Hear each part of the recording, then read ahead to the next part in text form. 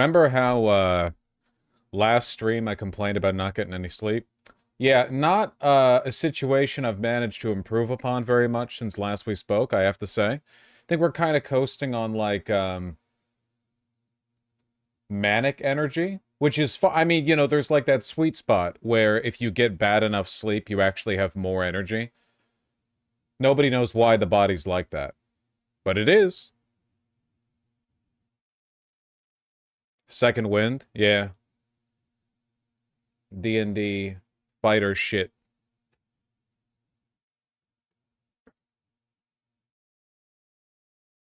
What's up? The camera more over than it normally is? I feel like the camera's more over than it normally is. I don't really feel like adjusting that. I don't feel like changing anything. It's so over. Tiny bit to the side. Must have knocked it. Normally it's like right there, I think. You see our combo? Please be proud. I'm not celebrating mediocrity, okay? It'll make you guys complacent. Keep working.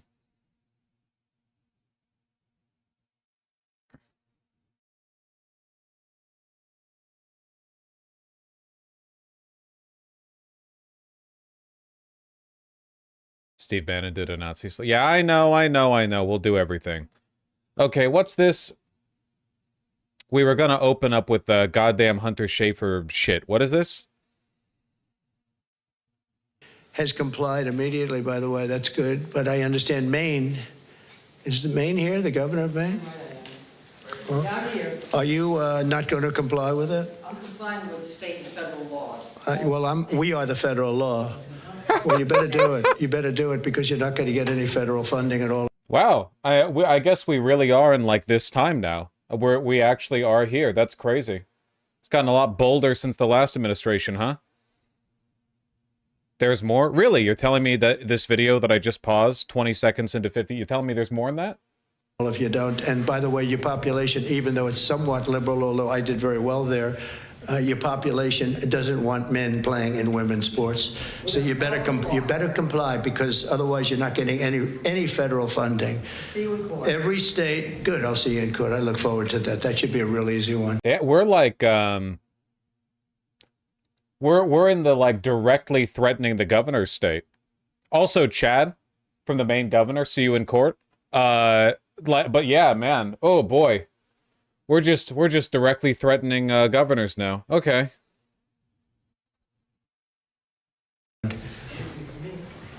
And enjoy your life after governor, because I don't think you'll be in elected politics. Every state has a responsibility to comply with Title IX. They have an obligation. Remarkable. He loves states' rights except blue states. I never really liked rubbing Republicans' nose in the states' rights thing because they obviously never believed it ever.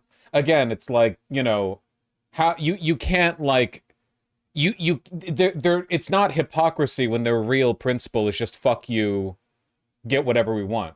You know? They don't care. Like, you're not rubbing their nose in anything. They're just laughing at you. Because you think that they care.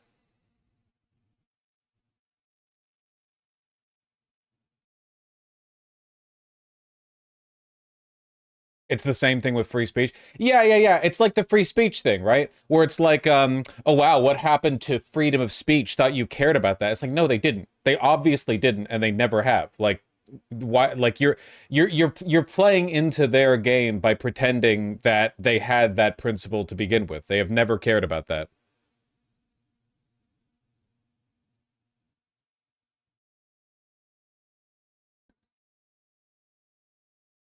Two days ago, Pritzker stated he's not going to obey the Trump administration, still starts complying with the Constitution, and made a call to action for people to fight the Trump men. Yeah, we'll see how things go, I guess. Jesus, though. Comply with it? I'm complying with state and federal laws. We are the federal law. Well, you better do it. You better do it because you're not going to get any federal funding at all if you don't. And by the way, your population, even though it's somewhat liberal, although I did very well there, your population doesn't want men playing in women's sports. So you better comply because otherwise you're not getting any federal funding. Really helps you reflect on just how weak the Democrats are, you know? Like, absolutely no power of the bully pulpit being employed at all. It's crazy.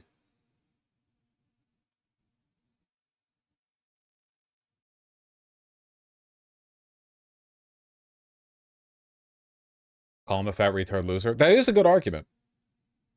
That is a good argument. I wonder, how long was the total, the governor's meeting?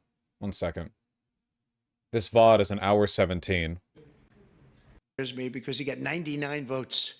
So that's either unbelievably good. Biden could not speak for this long, man. Because he's in a talks about that whole mess. What a mess. That was another one that was done. He was ready to quit. He was going to be out. Marco, you know that better than anybody. Marco's been very staunch against what took place there. And we were going to have that in any form we wanted it. But Biden made them strong. It was Veterans Affairs. Doug Collins, I know Doug so well. Oh, where's Doug? Where's Doug? That voice during the Mueller hearings. I assume most of this is just him entering the weave.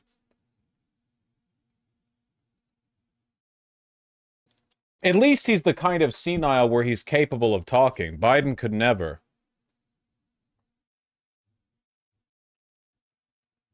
You going to talk about Trump taking over the USPS? I mean, it happened. We knew it was going to happen from the moment he won the election, right? So, I mean, I did talk about it, but like we already knew that was happening, right? The infamous weave, yeah. This is an update on Argentina. Congress voted against investigating Milei and the scam thing. Yeah, that's why I wasn't paying much attention to it. The hell's my computer mad at me for?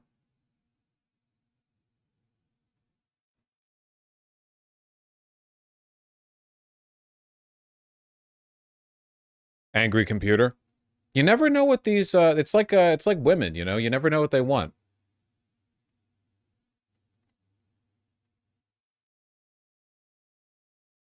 How mute system sounds.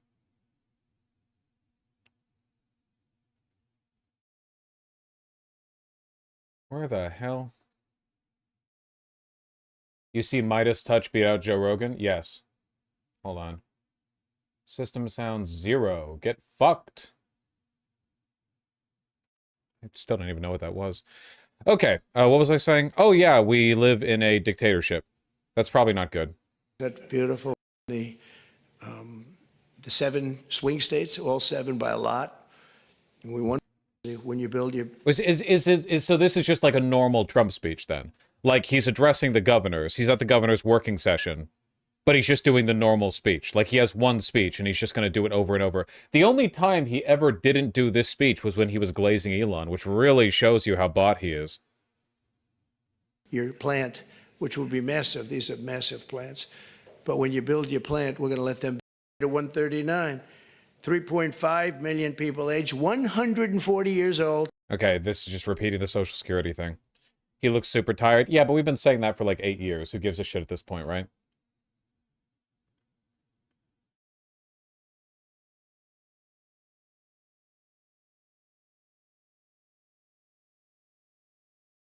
Yes, Soli, I saw.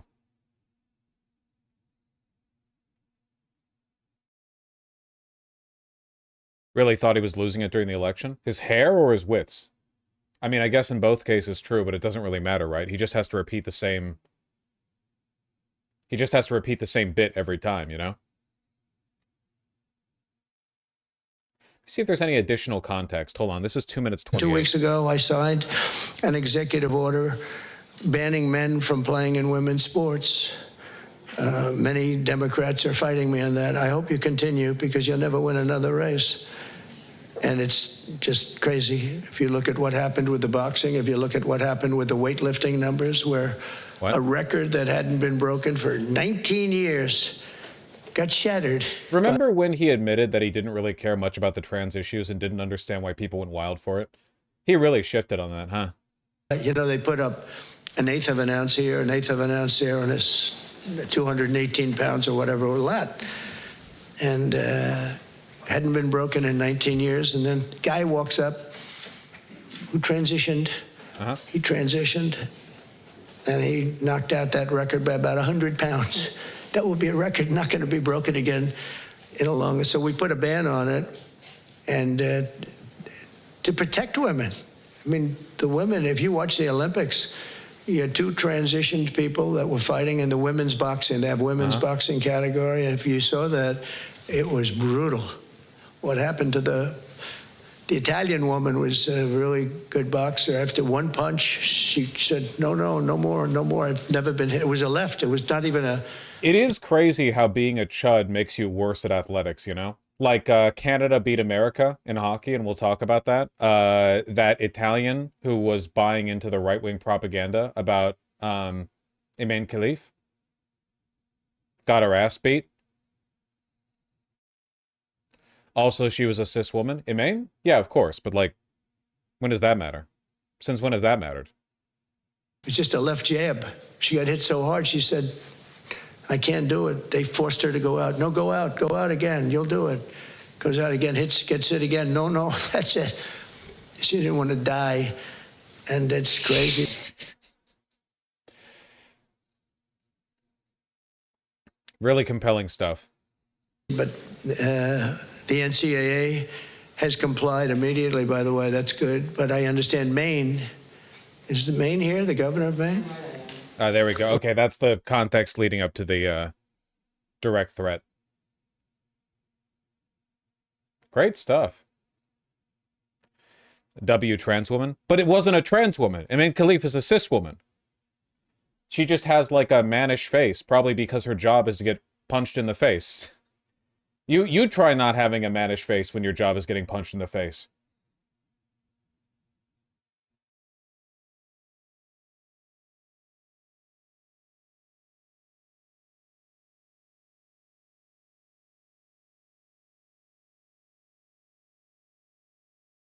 It's schizo, Substance Soda. Don't even need to read it. Remarkable.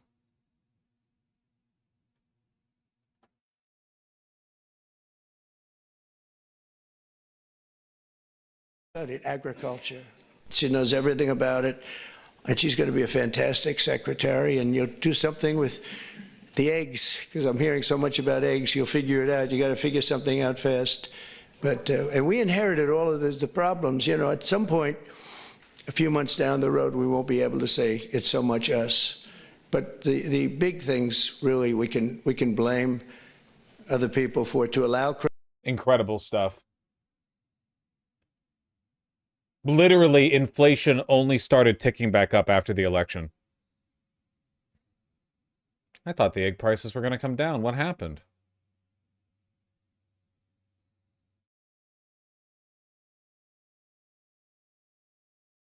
You're not supposed to say that out loud. Yeah, you are supposed to put up a little bit more of a show about why the bad things that started happening under your reign were the fault of the previous administration, you know? Just a little bit more.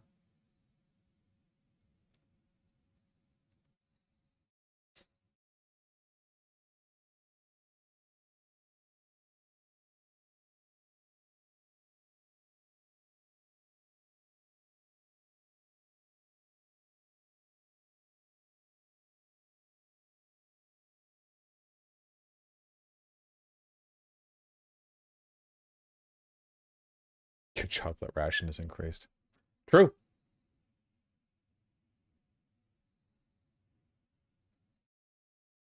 Are you planning on talking to or bringing on anyone? Just shut the fuck up, Goob. What is this? Another fell for it again? I did support him. I was a Trump supporter. You know, when he talks about government waste. When did public freakout become like the vanguard of the revolution? Like it seems like it seems like they're like I looked and it's like every front page post. It's not even like freakouts where it's literally just like lefty videos. 2020? Ah, I guess it happened a while ago. And all that. Yes, I'm behind it. I believe there is a lot of stuff in the government that needs fixing. I thought that someone with like his business acumen Do we have like a would non-Reddit link to this, perchance? Like this is not, this can't possibly be the full info. have come in with a fine-tooth comb and actually found it, instead of coming in with a wrecking ball and destroying people's lives for no reason. That's nice, man. It's just a little difficult for me to feel sympathy. I don't know. Who could have foreseen this except for somebody who was paying any amount of attention to anything? Don't just drop links. I hate all of you. Oh, wait, never mind. The link you dropped was exactly the one that I wanted. Okay, I don't hate you. You still should have said it. What happened Fuck today? you. So, I mean, I went in at my normal time. When I arrived there, you know, everybody was in a very downtrodden mood. And when I went to my computer, you know, everybody was having some technical issues. Like none of our computers were really Hard to feel sympathy for people after the destruction of our country's begun. Yeah, it is always like, you know, they only recognize it after the leopards started eating their face. Like, it wasn't the militant hate campaign, or the, you know, years and years of ramping up far-right fascist rhetoric, or the dictatorial stuff. If you ever actually believe that Elon Musk was going to take a fine-tooth comb to government spending, you're kind of like a little bit of a retard. Well, it's not just being retarded, right? It's like you were ideologically incentivized to not pay attention to stuff because you didn't think you'd be getting hit, which was stupid because you work for the postal, oh, sorry, not postal, I thought this was USPS, IRS, and they were literally saying they were going to gut the IRS. Like, I don't know what you want. loading up either the programs that we needed to operate or like teams. My story is the teams. You know, that's kind of how I figured out that we were getting fired today. Was when I went in, I logged into Teams, and I sent you the photo of what I saw when I went to log in. And that's when I left my cubicle and I went around to everybody else I work with. I'm like, hey, what's your teams look like? Some were having trouble, some were able to log in. It was very, very chaotic. I mean, there was no organization to it at all. And basically we just sat around for the rest of the day. I mean, also, do you know how stupid you have to be a federal administrative state employee and vote Republican? The vast majority of administrative state workers outside like the FBI or whatever vote Democrat because Republicans are so openly antagonistic to the entire like purpose and function of the federal bureaucracy. They want to gut and privatize everything. Like, you have to be so, there's a reason why the majority of these people vote Democrat. Talk about government efficiency. We literally sat there and did nothing all day long while we waited for our fate. So again, we got our email saying that we were fired after sitting around all day knowing we were fired. And then we turned in our equipment about an hour or so later, and then we were escorted out of the building. What do you make of what happened to you and your colleagues today? We hear about 400 employees, including yourself, were laid off. I mean, it's unfair. Oh, yeah. I mean, I was unemployed, so I was laid off. I was laid off before. Now this guy is not around to audit me after I list every clothing purchase as a business expense because I've worn it on stream. Finally, I'm safe. This job. And it took me 8 months to apply and go through all the background checks and everything I had to do to get this job. Me. 4 months later, now I'm in the same boat I was in before. I don't know how to feel. I'm kind of numb right now. You know, I went out to lunch with one of my buddies after immediately it happened, and you know, what can you do at this point? Aside from reach out to the news organizations, reach out News. Mods! Trump did exactly what he said he was going to do, but I didn't think it would hit me. Mods! I got literally exactly what I voted for. Mods! our senators, reach out to our representatives. I mean, it was an illegal firing. My performance was good. I was I was doing everything I was supposed to be doing. I was even. Dude, they don't care. They literally said they don't care. They, like, it's all like me. Like it's like it's just because he's been aggrieved. You know, this motherfucker wouldn't care if all the employees he didn't like got axed. You know, like there's no. It's I don't know. One of those government employees that went every day of the week. I had to report every Monday through Friday. Listen to that. I was one of those government employees who had to go every day of the week. Not like those other lazy government employees that Elon should have cut. I was one of the good ones. I was one of the hard workers. This is literally just like the federal bureaucracy equivalent of the like Trump supporting undocumented immigrants who are like, no, he just wants to get rid of the criminals. Day, 7 to 3:30. That was my tour duty, and that's what I served. Tour duty. And here I am. Wow. Did they give you any inkling as to is there a package that you're aware about that exists right now? Or Well, no, not for us. I mean, I did not take that deferred resignation, which now looking back on it, it's kind of a regret. But who knows if that's even going to be honored in the end anyway, too. You know, so I just feel pretty lost. I don't know where I'm going to go forward from here. You know, I know the job market's not great right now, and what occurred today across the country is not going to help the job market. what do you make of the Trump administration's actions? I thought that he was. I did support him. I was a Trump supporter. Yay. You know, when he talks about government waste and all that, yes, I'm behind it. I believe there is a lot of stuff in the government. Enjoy having Grok 3 process your job apps, buddy. Fixing. And that's part of the reason why I actually wanted to work for the government, actually, to help change the things that are wrong in the world, you know? And I thought that someone with like his business acumen Oh my would God. have come Dude, imagine supporting Trump and working for the IRS of all of the branches to work in. Of all of them that you could possibly work in. That's the one you're going to support Trump from? That's insane. in with a fine-tooth comb and actually found it, instead of coming in with a wrecking ball and destroying people's lives. By the way, notice how his definition of coming in with a wrecking ball is him losing his job. This guy isn't even a legacy government worker. Didn't he say he'd been there for like 6 months or something? No reason. 4 months. Were you given a reason for the termination? That my performance no longer fits the mission of the IRS.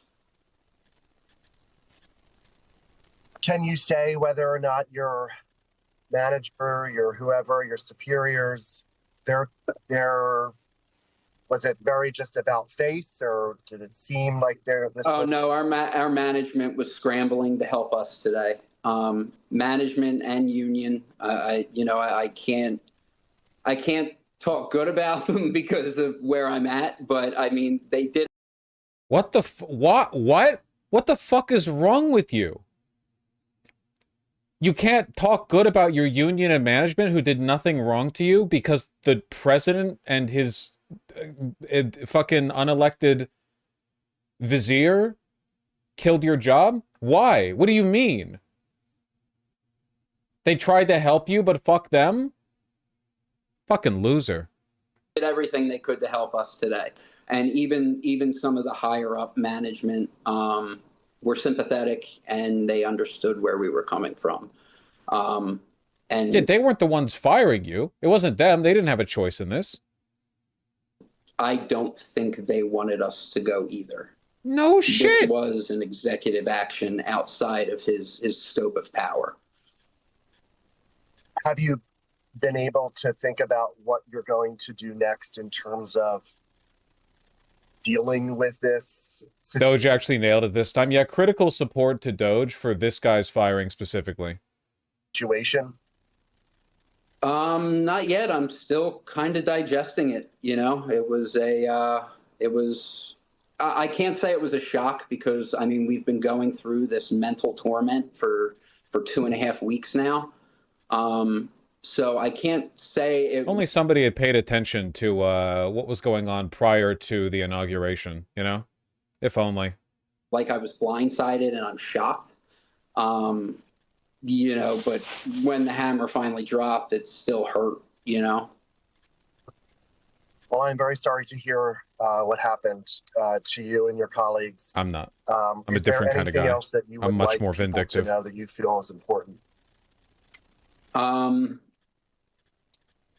Could you blow your nose more directly into the mic, please? Yeah, I'll do it next time. Service. It's I know we're not sometimes I know the IRS isn't the favorite people on the planet, but you know we fund your government, we fund your roads, we fund everything. So you voted for him. We're not there for us. You literally voted for the guys saying like we want to cut the IRS and establish the ERS. It was a job, and we tried to do it. Piece of shit. A recession is when your neighbor's laid off. A depression is when you're laid off. True. No sympathy. Fuck yeah, dark woke. Absolutely. Now we can go on vacation to the Gulf of America. Hey, yeah, it's not all that bad. You get the Gulf of America.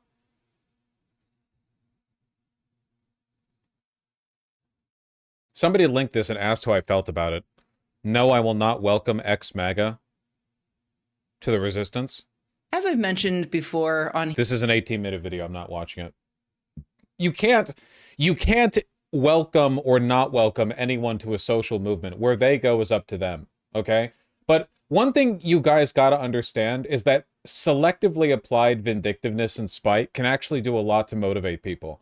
Think of how many young men are pushed to the right by watching all of the spite directed at feminism or soy boys or whatever the fuck else, you know? Infinite undying hatred to the right and all those who are a part of it. But if there are people who want to like quietly tiptoe over and pretend they were never on the right, or like, you know, make a big deal, fall to their knees, proselytize, whatever else, I don't really give a shit. I'm not like, well, I can't enter or not enter anyone. There's no admission into a social movement. You are or you aren't. You believe what you believe. You don't believe what you don't believe. You should be very spiteful, though. That's the important part. You know, you should be very spiteful.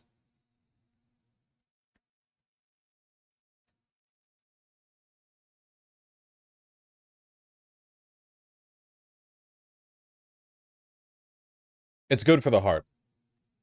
I love this, but in Latino? What the fuck does that mean?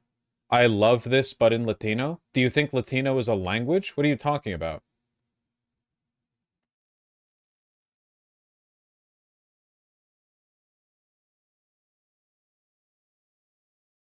I love this, but in like black, and then it's a black guy who fell for it? What are you talking about? You're making me look bad.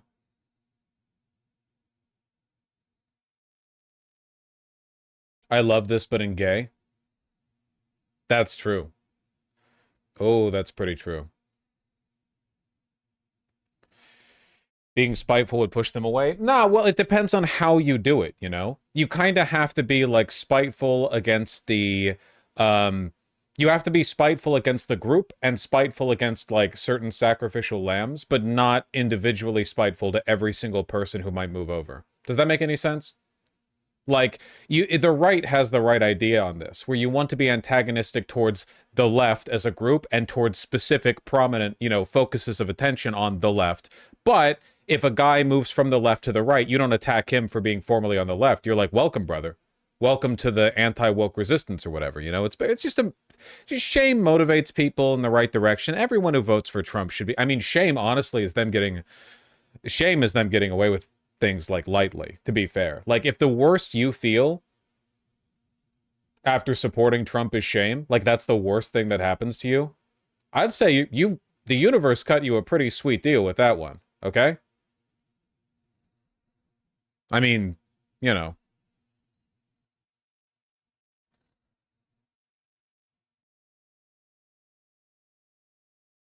That's a lot of text, Kowalski.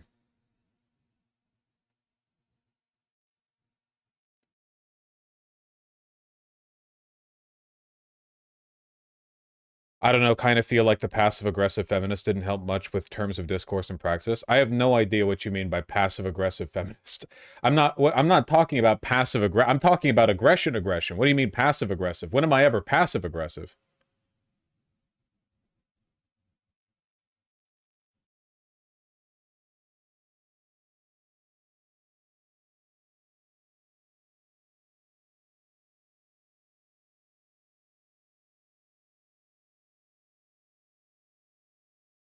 That was a bit passive-aggressive? What was?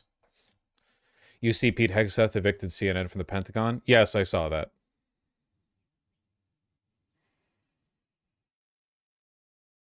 If the left were like poor baby, come over to the left and sucked up to white Trump supporters like the right did, you get more of them? I don't actually think that's true. I actually don't think you would get more of them. I genuinely think that we live in a meaner world than most people on the left are willing to acknowledge, and people are more motivated by a desire to avoid being part of the outgroup, the cringe, the, like, shamed outgroup, than they are to be, like, coddled, you know? Like, the coddling and the pulling them over. Yeah, like, being aggressive works. All the time. You look at history, it works, you know?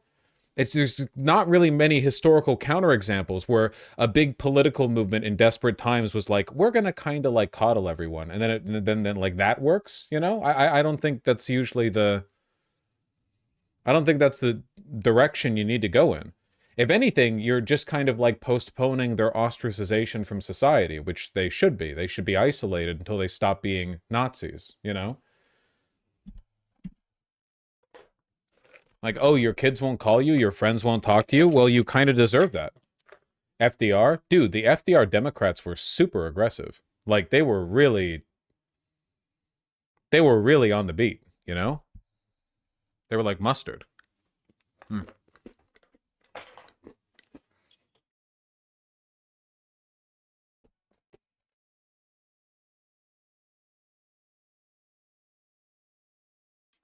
Where'd you get that shirt? Double RL.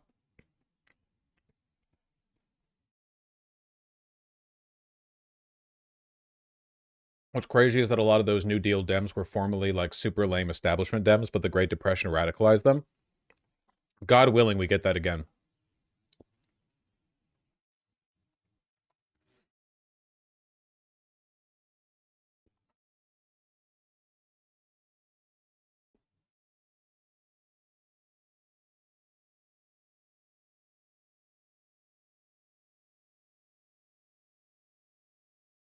Did you see this man get arrested for calling Trump a Nazi? Chris Klua? He wasn't arrested for calling Trump a Nazi. He was arrested for saying, I will now engage in an act of peaceful resistance, and then walking towards the city council bench, which he was not authorized to do, which led to him getting arrested. I don't even know if he was arrested. He might have just been carried out. I don't think I've ever seen two boob pockets. Basically, every work shirt and flannel has two chest pockets. He was held for 4 hours? Okay, he was arrested for a bit then. Excuse me.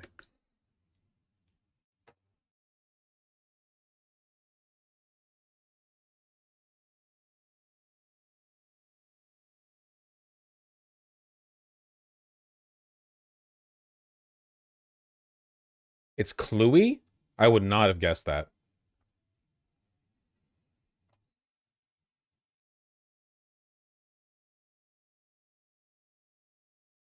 No Luigi court case coverage. We got a lot of stuff to talk about, man.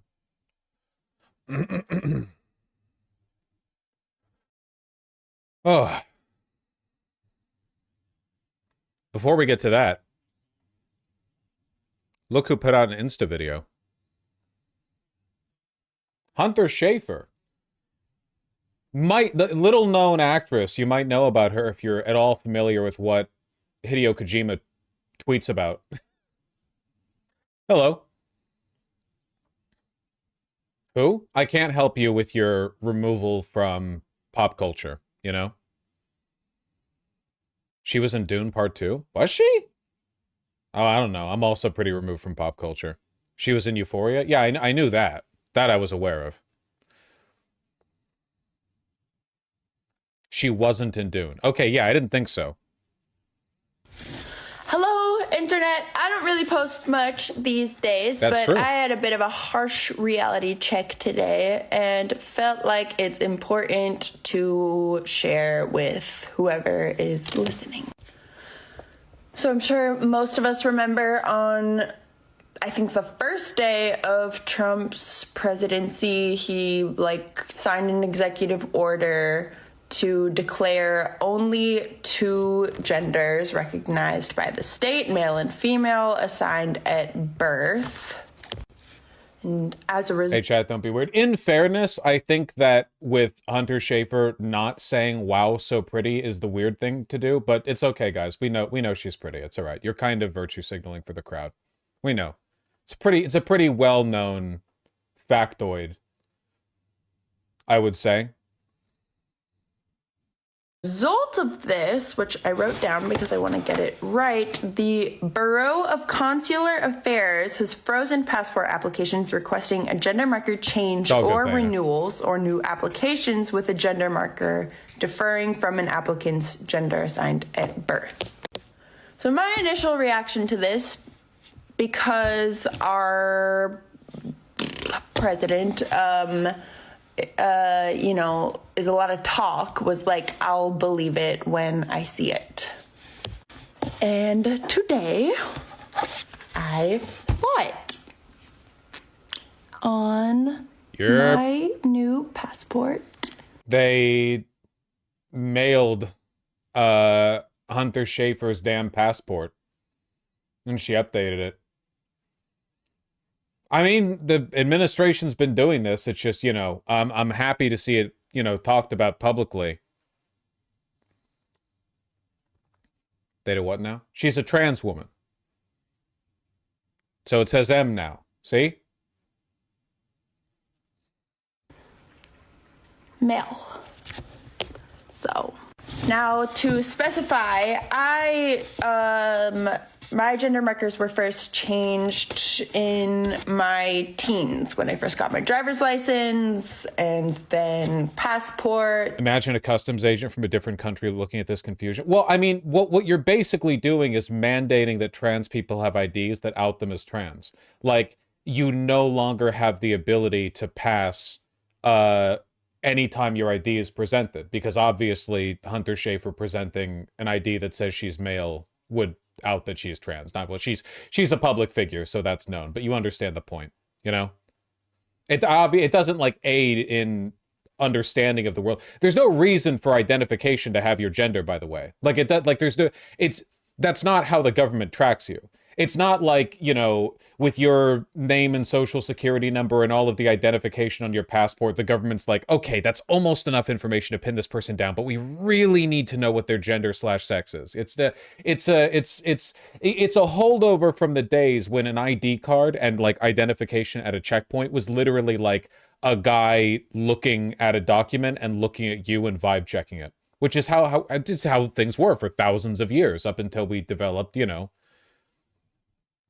modern record keeping and computers and stuff, pretty much. It's following all have been female since then, hasn't really been a problem. However, last year when I was filming in Barcelona, beautiful city, our car got broken into and my bag got stolen, and Horrible city. inside of that was my passport, which was supposed to last me like, you know, up until my 30s. That fucking sucks. And so I got an emergency passport, which was very simple at the time. It's basically just a copy of my old passport, but temporary and only supposed to be used within the year. So as soon as I got back to the States, I had to get this fixed and get it replaced with a real proper passport, which I went to Sorry about the desync. Federal Passport Agency today in LA and did. I've had to do this one time before. No part of the process was different. I filled everything out just like I normally would. I put female. It hurts my mind. I'm going to look away. And Hold on. when it was picked up. 2 minutes and 50 seconds in. 1 moment.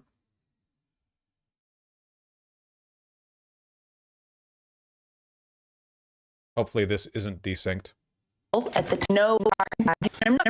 and I opened it up. There we go. They had changed the marker to male. And I'm not making this post to fearmonger or to create like drama or receive consolation. I don't need it. But I do think it's worth posting to sort of note the reality of the situation and that it is actually happening. And I was shocked. I was shocked because I don't know. I just didn't think it was actually going to happen. And like, I want to acknowledge I am really glad that she's talking about this. Obviously, like, one of the biggest weapons that we have against the rise of fascism is the fact that modern media makes it much easier to empathize with members of minority groups, right?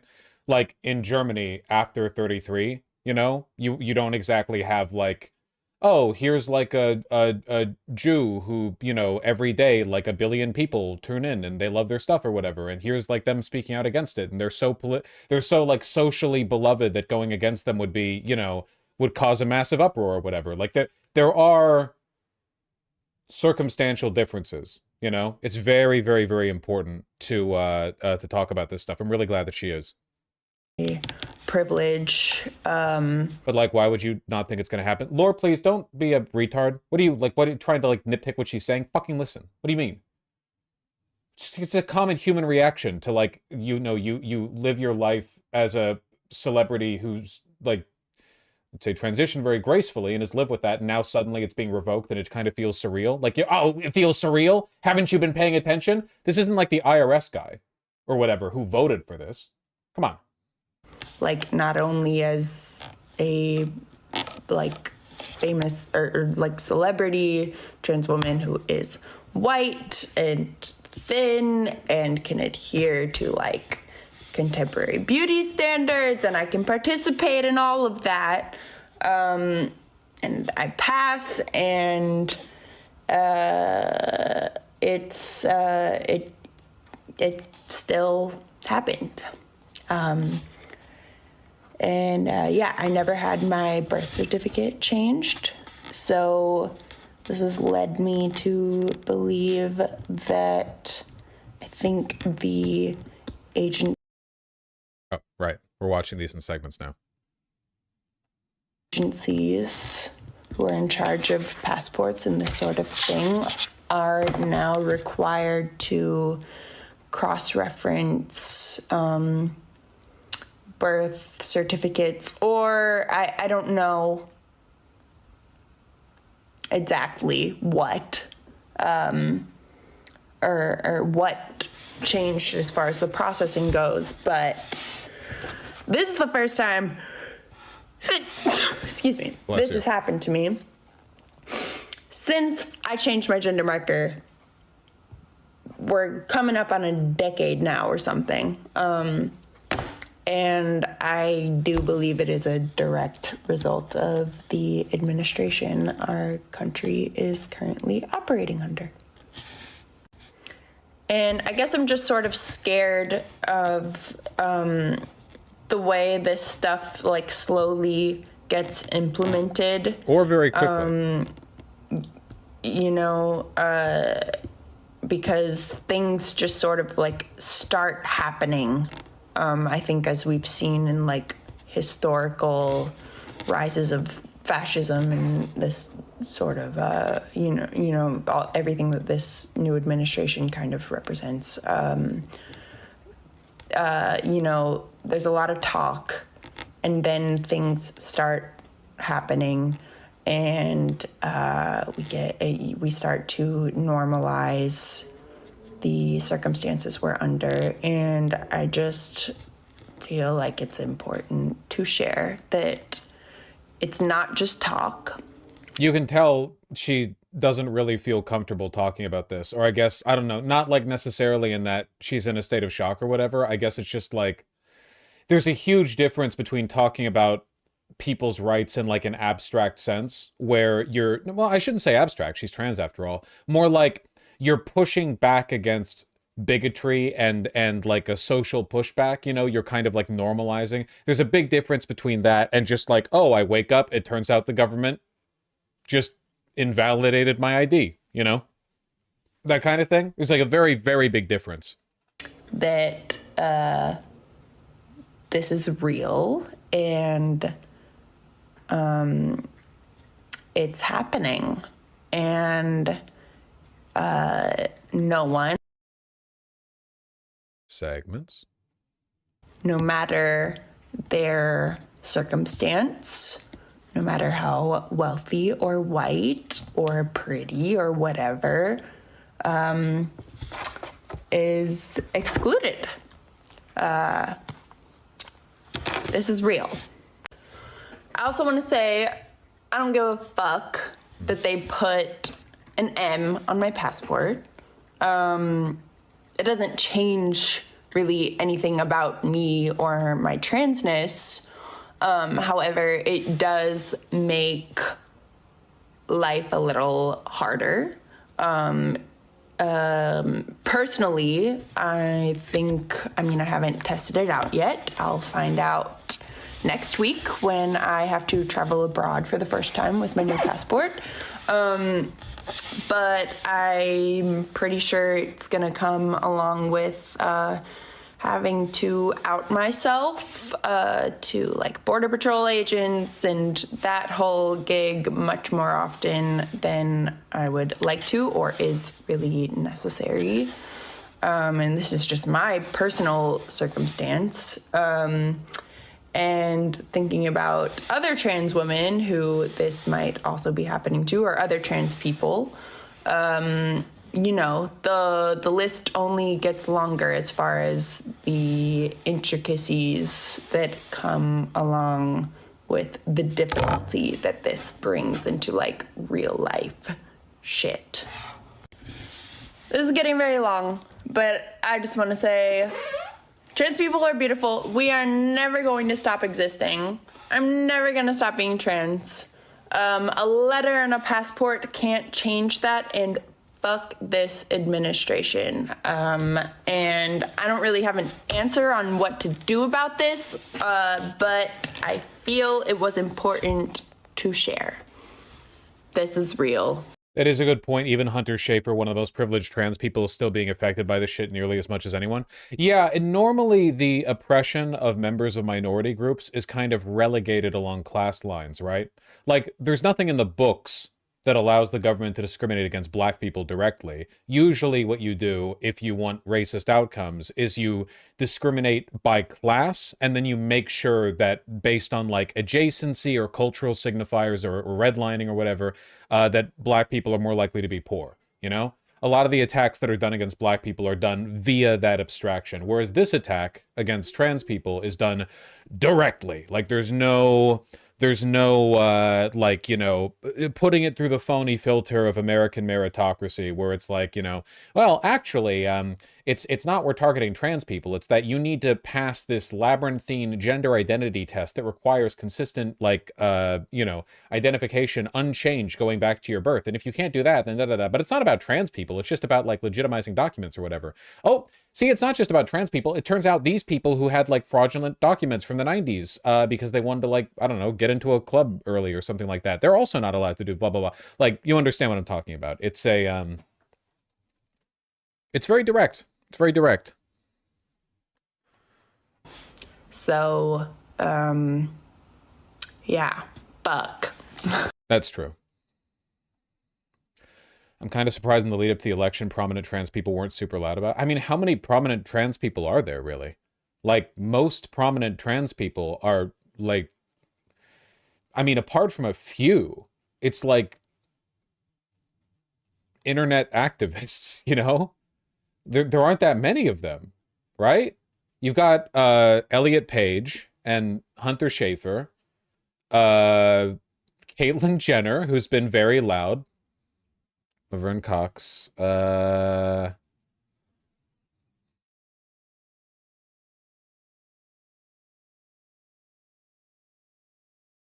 White. Well, I'm saying non-internet figures, but yeah. Drag Race probably has a few, and I bet you that most all of them are pretty progressive. Buck Angel? No one gives a shit about Buck Angel anymore. Whatever.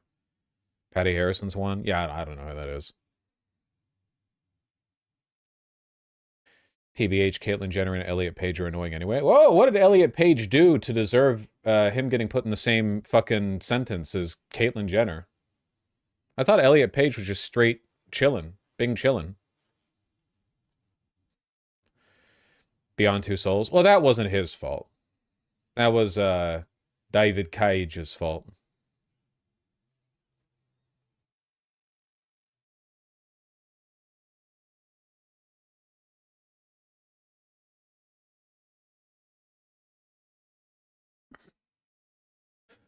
I've heard people say he's a mid-actor, but who cares? Can you imagine how difficult it must be to be an actor and then transition and then still be an actor? Like, so not only are you transitioning, but you then have to, like, remodel your entire acting ability. Like, your whole, like, profession and skill set realigned. That's, to me, this seems impossible. I could just, unbelievable. I couldn't imagine.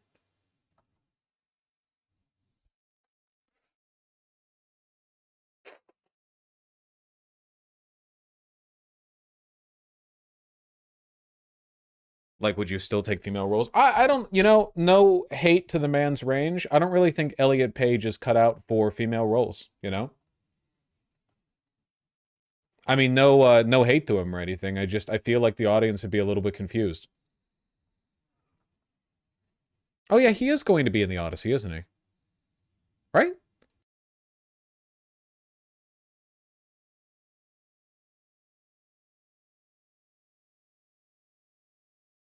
What Odyssey? Christopher Nolan. The Odyssey. They're doing Odyssey adaptation. Everyone is going to be in the Odyssey. Homer's? Well, Christopher Nolan.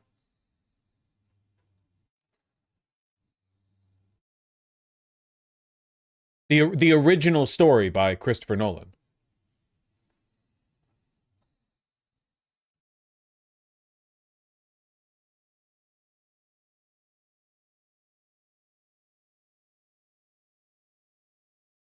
Oh, 1 second. Let me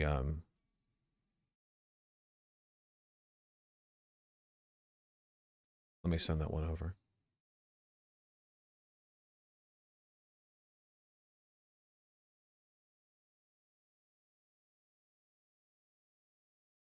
Is that the one where he tricks the Cyclops? Open the schools. But also, yes. I think. I'm pretty sure that's the Odyssey, not the Iliad, right? Open the schools for me, I guess. I don't fucking know. Yeah.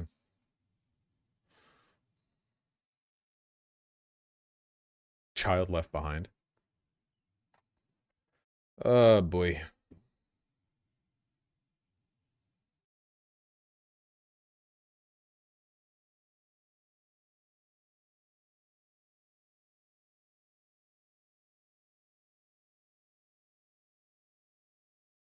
I know, Masagui, you keep linking it. On.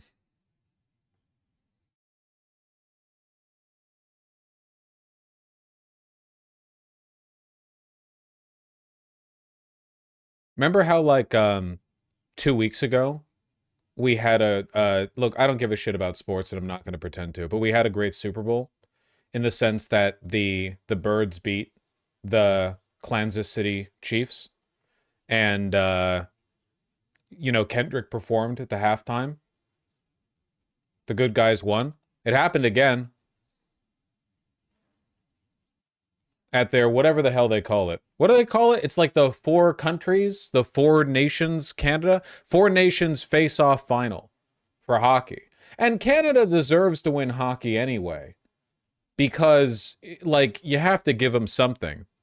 But apparently, okay, tell me if I'm wrong on this, okay? This is very much like a Jesse Owens winning at the Olympics while Hitler watches in rage from the stands, you know?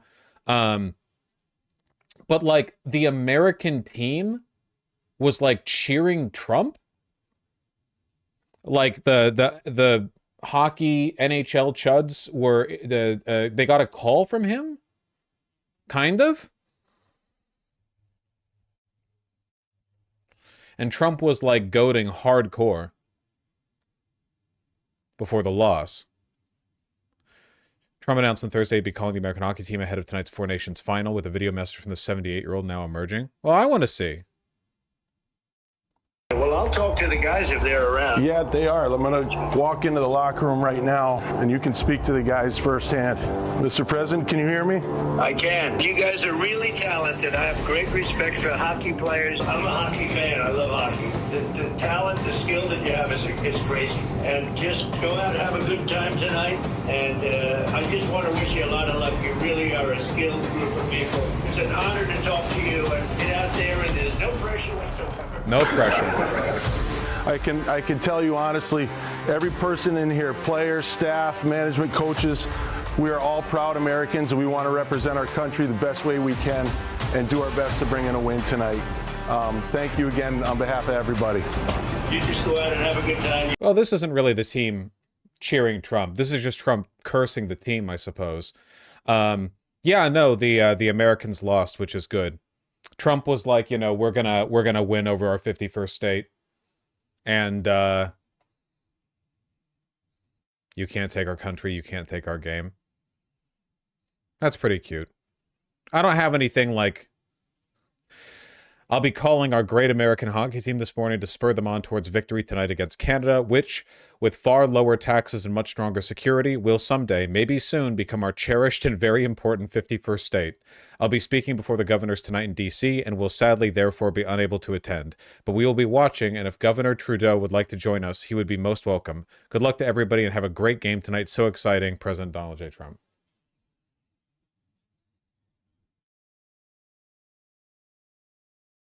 The response from online fans was hilarious. This was an actual news article title. I hope Premier Trump of the 11th province was watching that. Trump is doing a phenomenal job doing everything in his power to make sure the conservatives don't win in the upcoming Canadian election, huh? Like he is well and truly doing everything in his power to make Canadians fucking despise our country.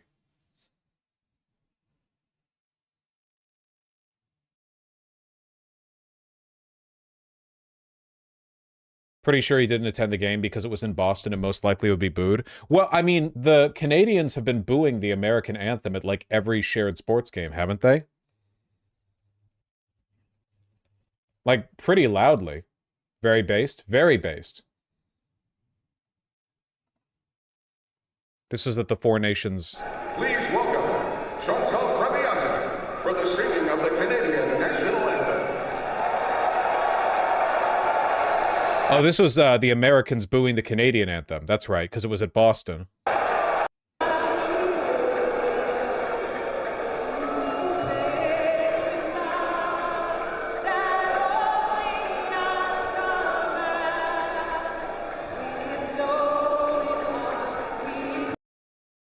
Just rival countries. As a tariff dispute with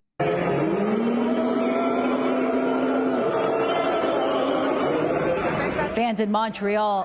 I've never felt more respected as an American This is the most respected I have felt as a member of this great nation.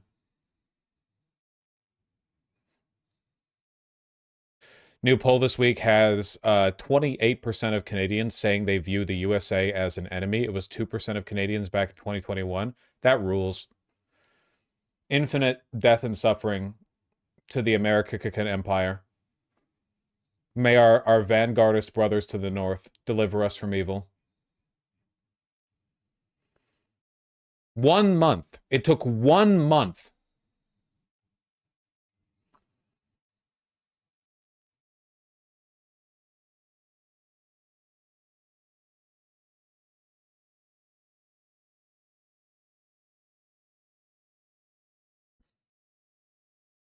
And the tariffs haven't even come out yet, man.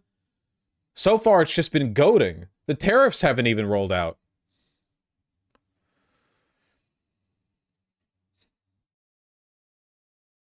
"70% of Canadians want retaliatory tariffs in the US. Fairweather friends, I disagree. I think that despising the United States is the greatest show of brotherly love Canada has ever offered the United States. Helping us out militarily, trading with us freely, that ain't shit. You need to be there with us when it matters. And right now, being there with us means hating us. Because a real friend doesn't enable you when you're going through dark times.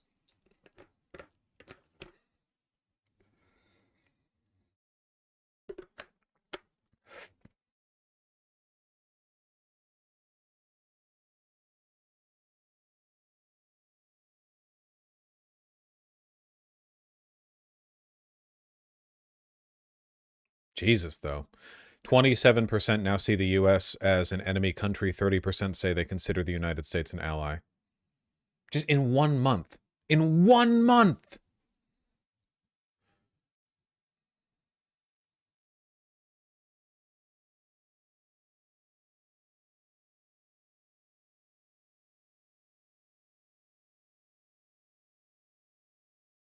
What is this? From Pierre Polivieri, or however the fuck you pronounce that, I don't respect him. "Trump wants Canada's steel jobs, and carbon tax Carney is the man to hand it to him. If Carney wins, Canada loses." Can you imagine being the writers and the like the like political consultants in Pierre's cabinet who are like, how the fuck do we sell ourselves now? Because we're literally supposed to be like MAGA light Canadian nationalists, but now that America is unambiguously an enemy of Canada, how the fuck do we pivot on this? You know, like how do we you know, how do we go from like, yeah, throating Trump's cock to switching around and being like, well, actually, you know, Carney's not strong enough to stand up to Trump.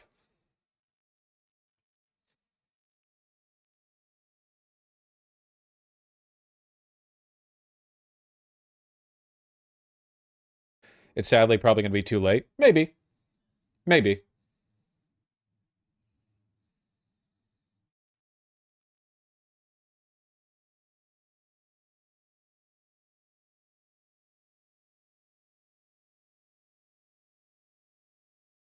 Something especially hopeful about this is that it's not just young liberals who hate America, it's old people who are really getting their blood boiling over this. I do think it's a particularly damning indictment of the way Trump is handling his negotiations with Canada, if you could call them negotiations, that it's bleeding into sports events like this, you know? It's one thing for young people to get angry. Young people love getting angry. But for, like, sports normies to get invested, that's a broader opposition, you know? That's the reason why everyone was so intent on keeping politics out of the NFL or whatever, you know? Like, obviously they were hypocrites about it, but like when you start encompassing like sports normiedom, that's when things really start to change, because then it's not just angry young people, it's like grillers and boomers and stuff, you know?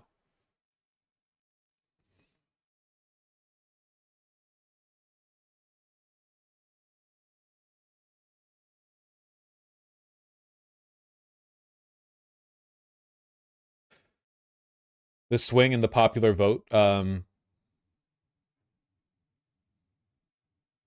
projection over just the past month. Yeah, pretty huge difference.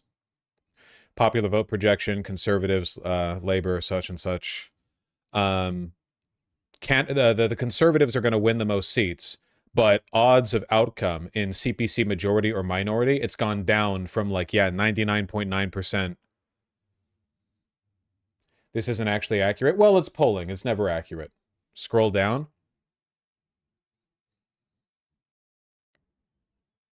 All right, I scrolled down.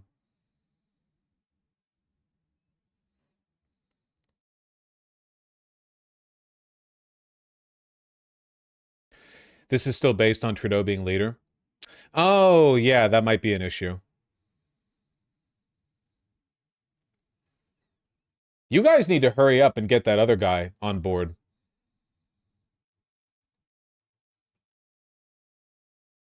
Scroll to the bottom. Don't tell me what to do.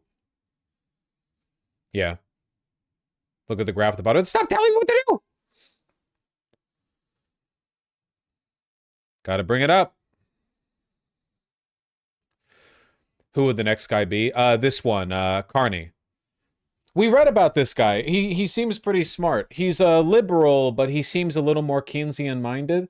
Apparently, he's the reason why Canada didn't suffer as much as other Western nations after the subprime loan mortgage, crash in 2008. And it's because he saw the writing on the wall, and he was like, "Hold up, we're actually not going to let you engage in this." And then it helped Canada bounce back much faster. So, not a socialist or anything, but if he's smart, that's a step up, I guess.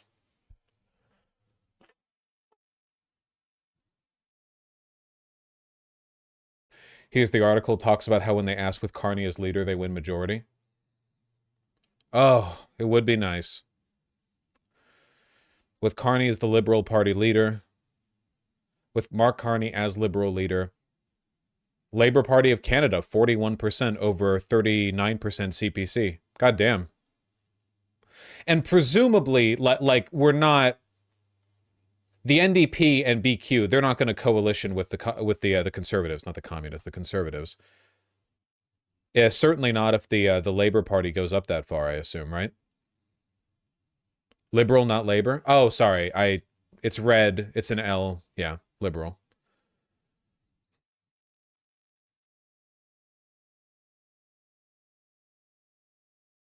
Problem is nobody knows him yet. Well, people know they don't like Trudeau. Yes, NDP is closer to Liberal. I know that. Than they are to Conservative. What about Bloc Québécois? I doubt the NDP would let Pierre lead. Just because of their previous disagreements with Trudeau and the Liberals.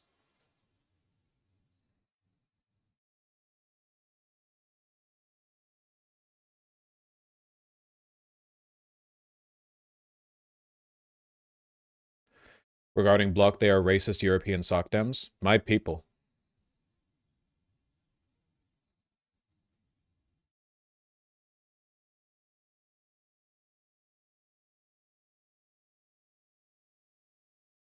Map up for Twitter subscribers shortly. Polling Canada. I'm not subscribing to people on Twitter. I'm not that kind of guy.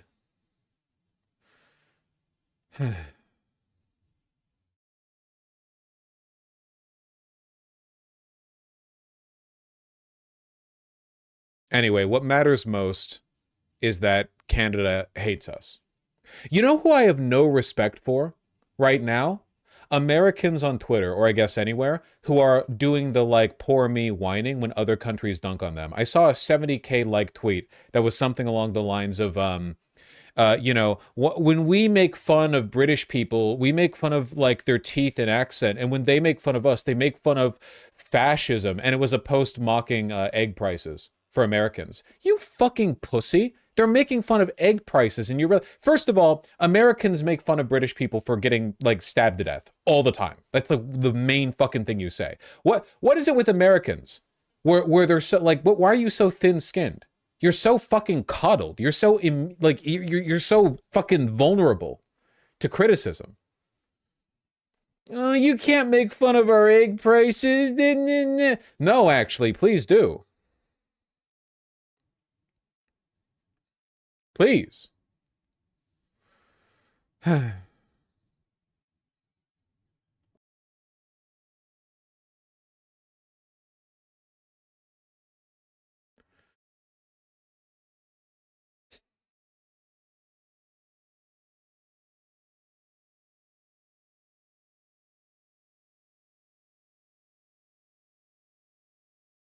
If eggs are expensive, why don't Americans just stop buying eggs? The median American would rather kill themselves than rely on animal agriculture slightly less.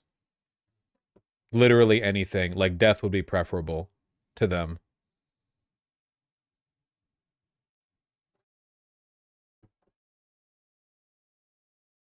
Americans don't even eat eggs. Americans eat a decent amount of eggs. Also, what was this? Video of Democrats protesting the Trump administration. I recognize bait when I see it. This is meant to make me angry. I saw this. Yeah, I get it. Interpretive dance to protest the Trump administration at the Kennedy Center. I know, this is bait meant to make me mad.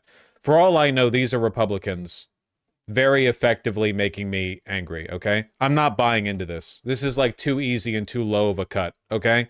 This is the mad at Democrats equivalent of being concerned about tone policing on the left, so you find a trans-masked 12-year-old with a broccoli cut on TikTok and say they're everything wrong with the left because they made a video about getting upset about people using like he, him, lesbian terminology or something. You are like digging the bottom of the barrel. You know, I don't believe in this. I don't believe this is real. I don't recognize this. I'm reserving my ire for Jeffries and Schumer, okay?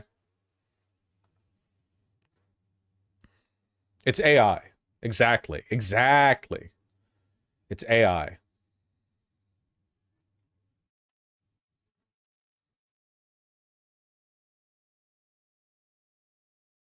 Hey, even if this is real, at least they showed up. True. True.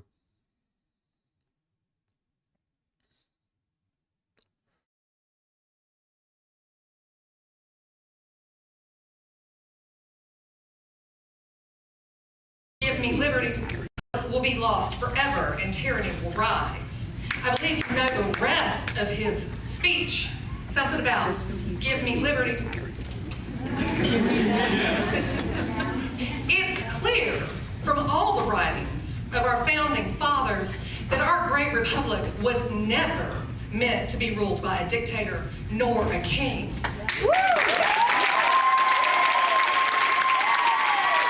Well, that's nice.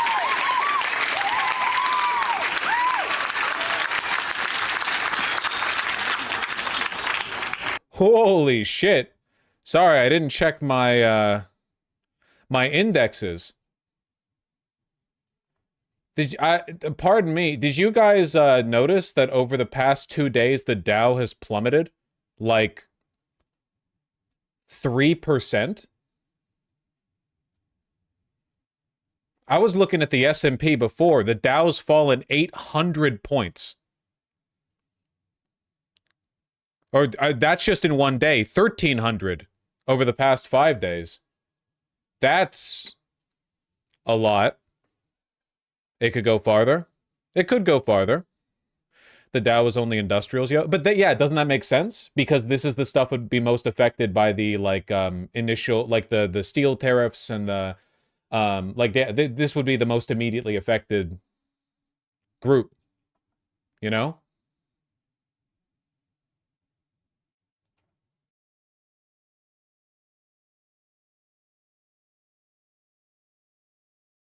Index funds are currently outpacing asset management gains for the last that last a few years. So if the index has crashed, the game's actually over. I don't know if I'm finance pilled enough to know what that means exactly.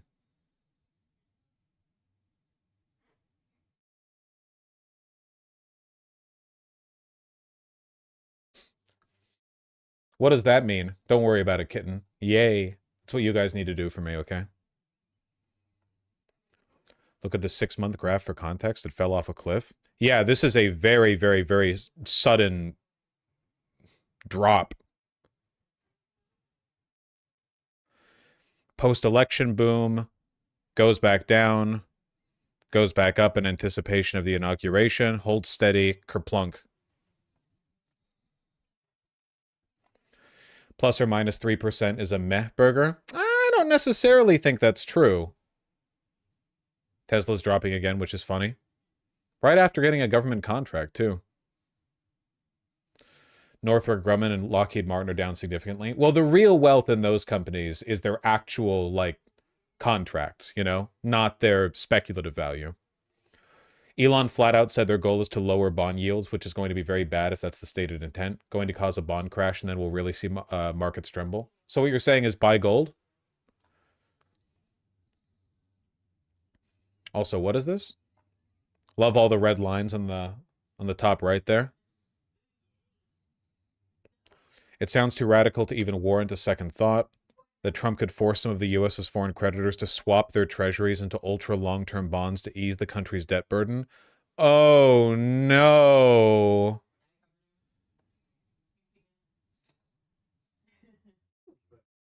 Guys, what if I would gladly pay you Tuesday for a hamburger today.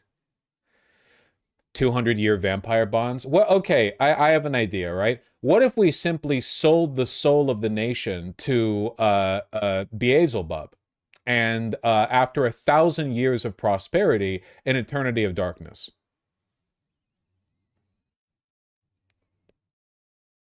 I don't even think people would go for this. We did that when Reagan was president. Yeah, but for one, that was back when America was... I think people were a bit more optimistic about the future, and we had much less debt back then. That was a different world.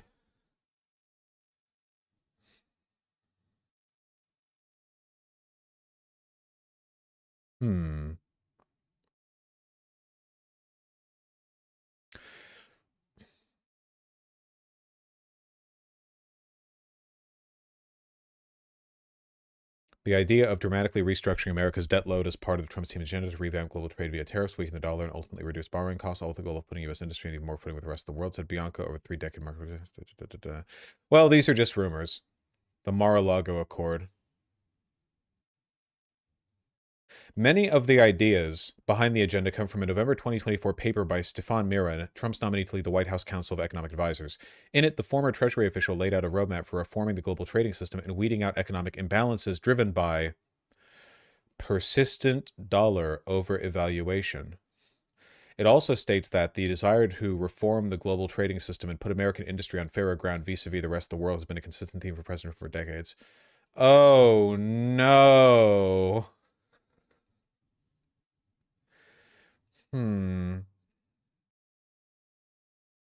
There's no way they actually do this, right? Like, if they actually did that, if they actually went in this direction, what holding would the wealthy people even transfer their... like, what would they... Like, are we talking, like, Chinese yuan? What are they moving over to? You know? Like, what would they do to... Bitcoin? Fuck, it'd be Bitcoin. Nah, it wouldn't be Bitcoin. Maybe it would be. Just beans. Just lots and lots of beans.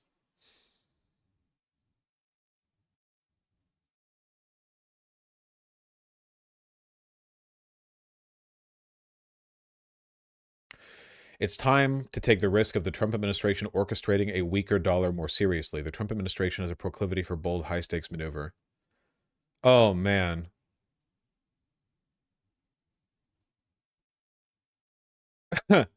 Well,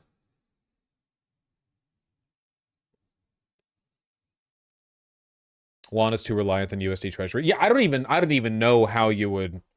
For what it's worth, there are problems with the strength of the US dollar, even to Americans. It's one of the reasons why labor is so expensive here. Like, there is the trade imbalance caused by the US dollar being the global reserve currency, leading to the high valuation of the USD. It's very complicated. It's much more complicated than I can wrap my head around. But there are negatives to it. It's just that fixing that would break a lot of things, you know? It would be quite bad. If, like, I don't know.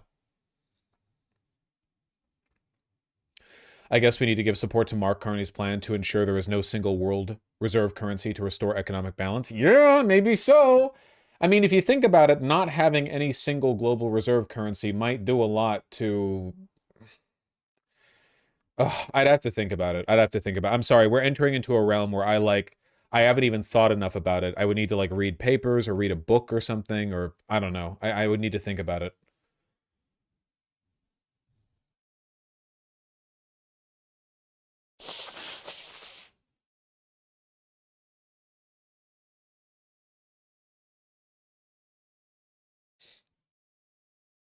Why have the other countries relied on the US for its currency in the first place? Well, the us our having the global reserve currency is beneficial to a lot of people, you know? It means that it's a safe investment, you know, treasuries, bonds, like the US government is the US dollar is resistant to inflation. Everyone is invested in the strength of the US dollar because it's held by so many people. The size of our economy means like it's a big thing, you know? It's not colonialism. Chat, stop being... Yeah, a little bit of colonial. The U.S. petrodollar definitely is, you know, we've definitely used it to flex our might quite a bit. But there are some downsides to it, but yeah,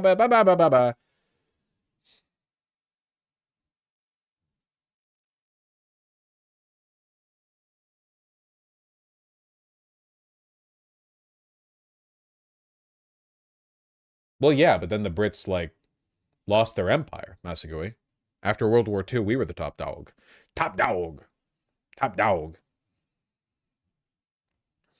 Okay, somebody in chat who knows more than me, what would devaluing the US dollar to, like, a point of parity look like? Like, what would its relative devaluation look like? Are we talking like a 20%, 30%? Or how many future dollars would you need to make $1 today? Like, would it be like dropping a dollar to 150?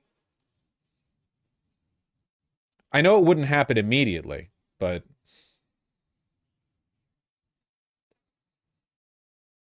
that's not how economics works. I understand it's complicated. What I mean is that, like, if it wasn't for the boost that the weight gets by being the global reserve currency, I wonder, like, what eventually there would be, like, a relative settling point, you know? Like, relative to, say, the euro, if you want, or the won, or whatever else.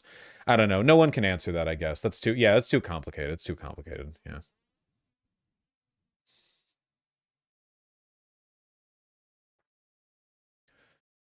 It would destroy a lot of countries. It would be quite bad for many countries that hold U.S. debt. I mean, it'd be bad for Americans, too.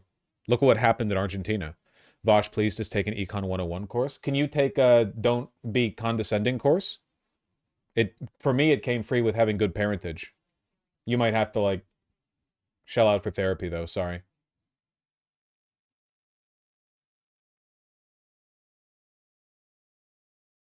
That's not really how it works. It would be one-to-one because currency depreciation is... No, I know that. You know what I mean. Don't be a pedant. You know I'm gesturing, okay?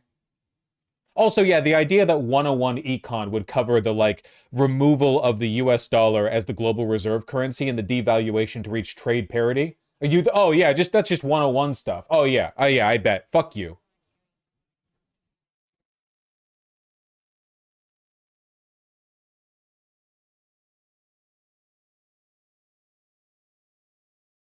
Bosch, try not to be condescending challenge. I'm not taking that challenge. I would lose that challenge immediately. I'm not taking that challenge. That sounds difficult and scary. I'm not doing that.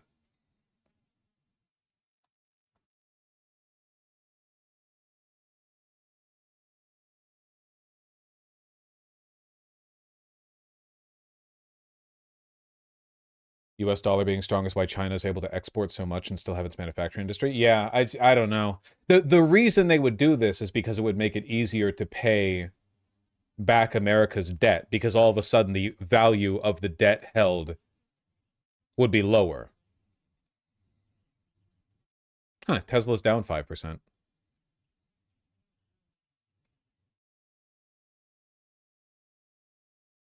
It actually wouldn't, though, because the economy would collapse. Well, you know.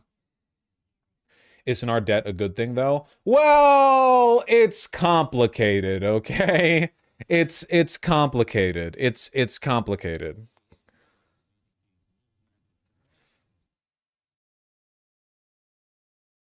The God's the honest truth is that there probably shouldn't be any global reserve currency. No, there should be a global reserve currency. It just probably shouldn't be tied to any nation's economy. There should be like an underlying standard that's agreed upon by some fiddly group of bureaucrats with tiny spectacles that do their work under those like green bankers lights or whatever. Like you have like a standard that gets evaluated and every nation has like representatives that go over or whatever like, but you wouldn't want it to be tied Bitcoin, exactly, Bitcoin. You wouldn't want it to be tied to any one nation's economy because that leads to a bunch of like imbalances with regards to like exports and imports and labor costs in the country and just da-da-da-da-da. Impossible, a reserve currency needs state power behind it. Well, the idea is that the state power would be the consensus of all the nations that agree to use it, which ideally would be everyone. But I recognize that this is a fantasy in the modern world. I'm talking about like an abstract. That's exactly what the gold standard was. Well, no, because the gold standard, you had the gold, like nations had the gold to weigh the currency by. I'm not talking about a gold standard or something that's like tied to anything material. I'm talking about like a fiat standard that is agreed upon bureaucratically.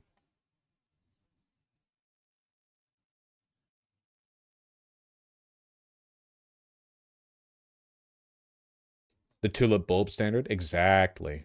The Earth dollar.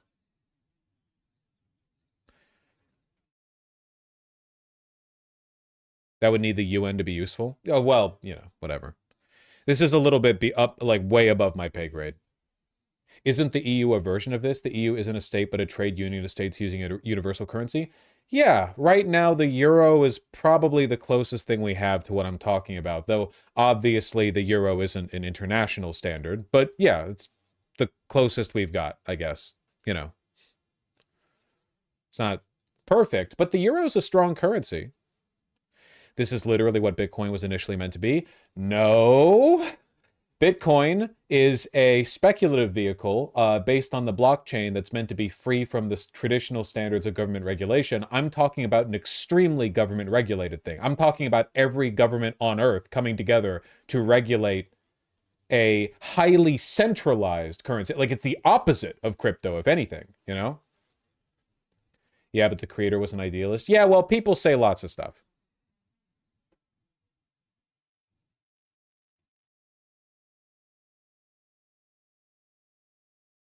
Euros are pretty too. That's true.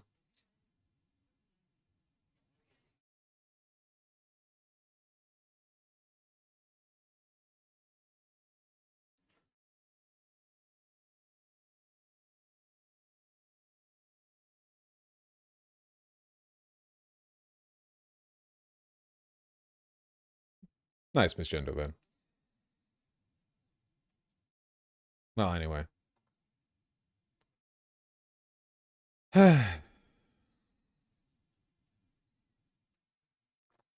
Pretty good short video on Trump wanting to devalue the dollar.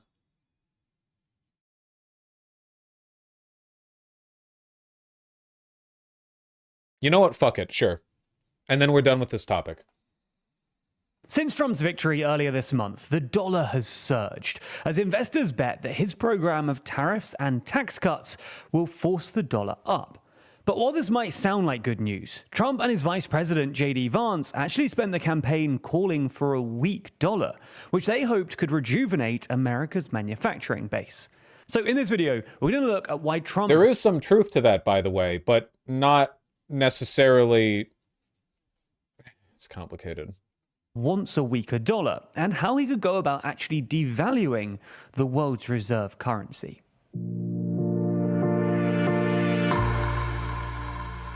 So, let's start by taking a look at what Trump has actually said. The last time he talked about this explicitly seems to have been in late July, when, during an interview with Bloomberg, he said that the dollar's strength, specifically against the yen and the yuan, is, quote, a big currency problem. But this has actually been a long-standing issue for Trump. He constantly complained that the dollar was overvalued during his first term, and pushed the Federal Reserve to cut rates to bring its value down. This is something that J.D. Vance has talked about too. Last year, when Vance was questioning He's still Federal trying to Reserve get the Chair Fed to cut Jerome rates. Powell, he suggested that the dollar was fundamentally overvalued. And in April, he told Politico, devaluing, of course, is a scary word, but what it really means is American exports become cheaper. Now, to be fair to Trump... And that's it. And that's it. That's the only outcome. That's the only thing that would happen if you devalue our currency. By the way, to be clear, devaluing our currency literally just means increasing inflation. Like, there's more to it than that, but like when they say they want to devalue the dollar, they're literally saying they want inflation. Like, their literal like campaign platform is increasing inflation.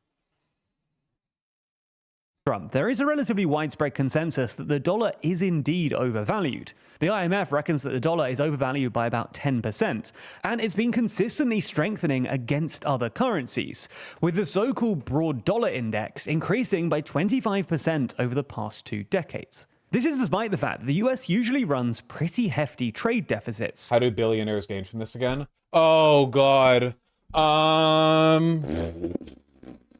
It's really complicated. Okay, so for one, billionaires don't necessarily hold all their wealth in USD, right? Like they can shift where their money is and how it's held depending on like a variety of circumstances. The way they hold their money, where it's stored, what currency it's stored in, the mechanism of its storage, whether the way they've stored it is resistant to inflation or not, they have more control over their money than you do, right? For you, it's like you just have the money you get in your paycheck. And you know how a lot of export-heavy countries are very economically unequal, right? Like there are countries where there's a bunch of resource extraction that they sell out to the West for pennies on the dollar relative to us. Like you can go to like the Democratic Republic of the Congo or whatever, and for like $5 you can just like buy what, because our money is worth so much compared to their currency. You can just walk in, the value of their labor and resources like nothing, you know? You can go in, just yoink their shit. Well, those countries tend to be very unequal, and the reason for that is because that system of like export heavy trade is beneficial to autocrats because it allows them to devalue the labor of their own country. And American oligarchs have had an issue over the past few decades of the average worker having we're basically getting into like 1984 stuff, but I genuinely think that the long-term goal here is everyone's standard of living gets worse, but the wealthy the least so.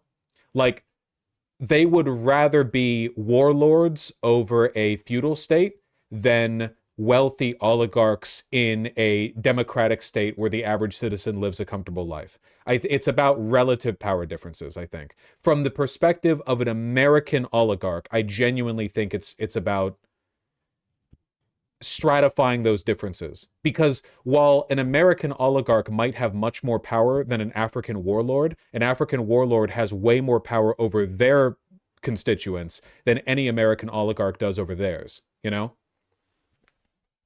And if you're like America and your economy is very heavy on like speculation, service economy, and imports, you can't really build that dynamic, because if your whole economy is built on imports, what happens if you make the average citizen too poor to import stuff, to buy imported goods? Your economy collapses. So you have to rely on something else. You need like another basis of wealth. You know? This is just my estimate, okay? I acknowledge, again, it's one of those like,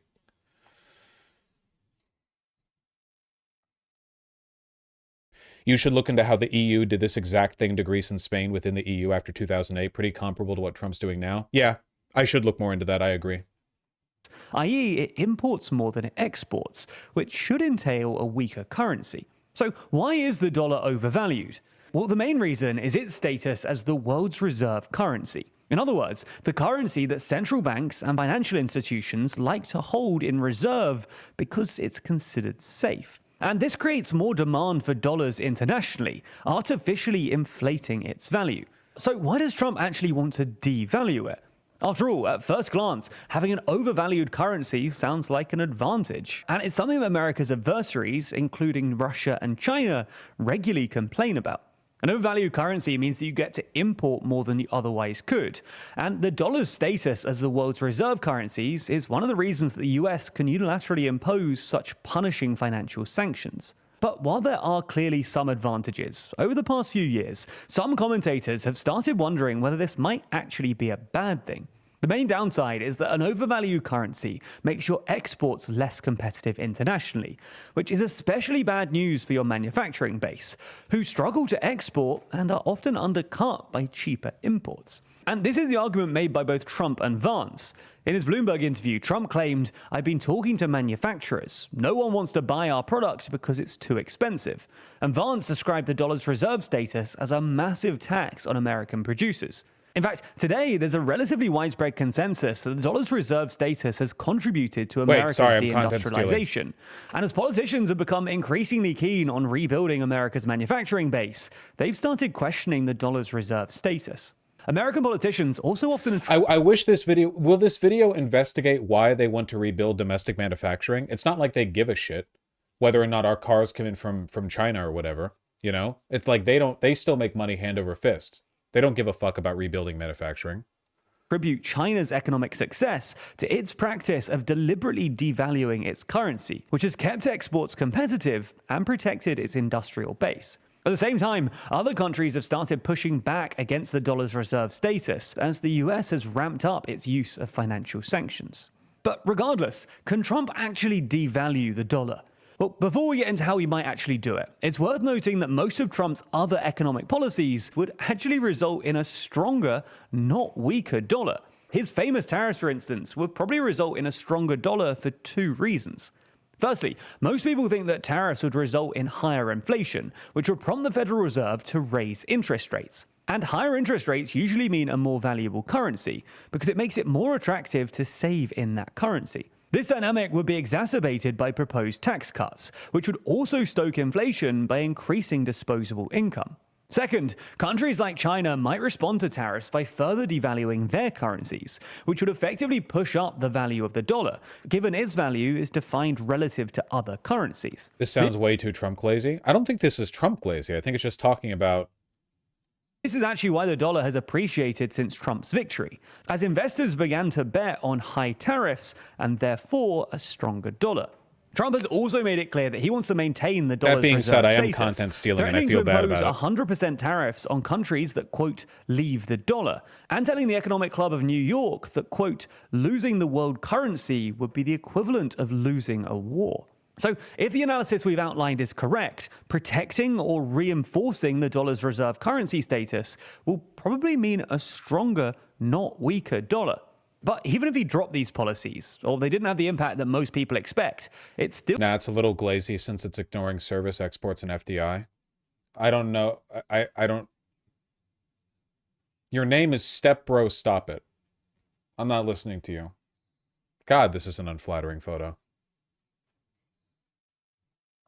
It wouldn't be easy for Trump to actively weaken the dollar.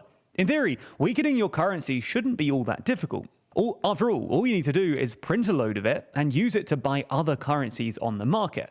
But the fundamental issue here is that the Federal Reserve, which as America's central bank is the only entity that can print dollars, is operationally independent. So the president just can't tell them what to... Sorry, wait, I just realized that I'm operating off of 2 hours of sleep and I haven't been absorbing this information. Cut the segment. Cut it.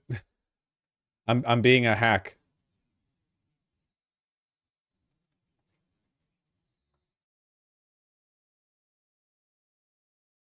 A hack and a fraud.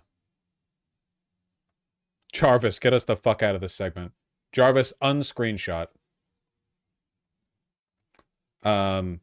Fox News, CNN, and other news outlets urge White House to drop the ban on the AP. Huh. For those of you who haven't been paying attention, the Associated Press has been barred from White House press events because their editorial guidelines direct them to refer to the Gulf of Mexico as the Gulf of Mexico. Or like they refer to them as both, the Gulf of Mexico / Gulf of America.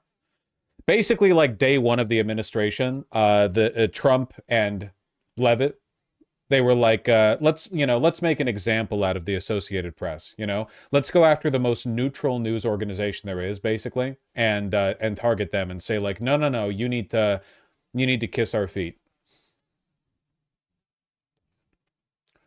The other news agencies basically just use footage from AP. Well, yeah, AP is everywhere, you know?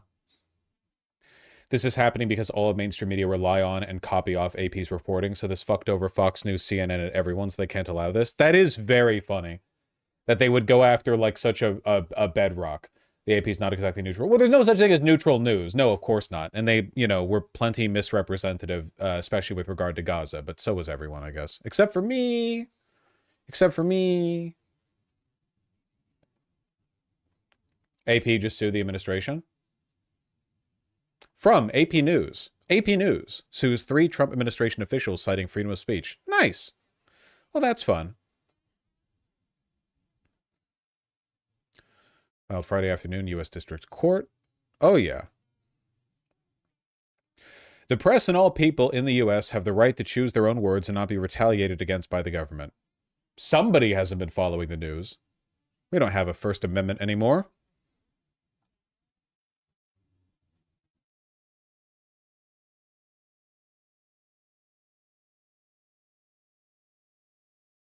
Sounds a bit woke DEI to me. Yeah. Yeah, I don't disagree.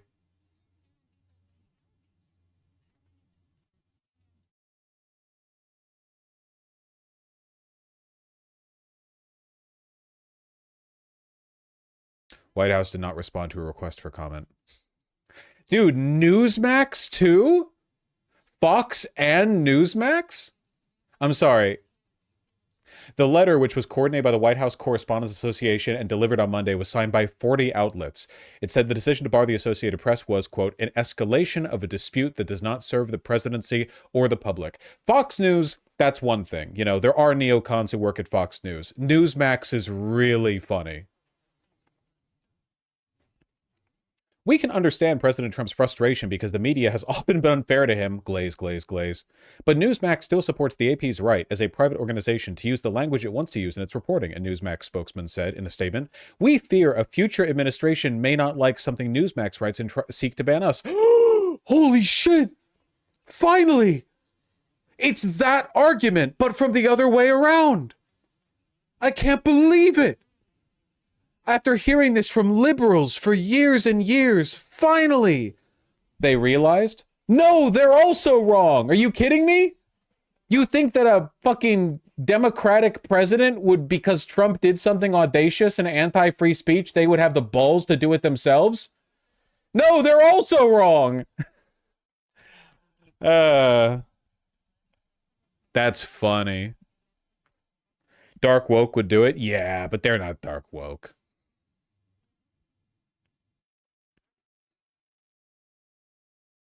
That's funny.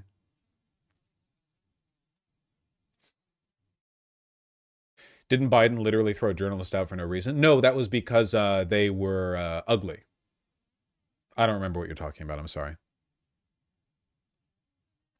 The Reporters Committee for Freedom of the Press on Thursday released a separate letter it had sent to Susie Wiles, the White House chief of staff, which was signed by more than 30 news organizations and asked for the restoration of the AP's access to the press pool. The many news organizations reporting on the White House have varied editorial approaches, but all have the same collective interest in ensuring that no one is excluded based on their constitutionally protected choices. That's nice. That's nice.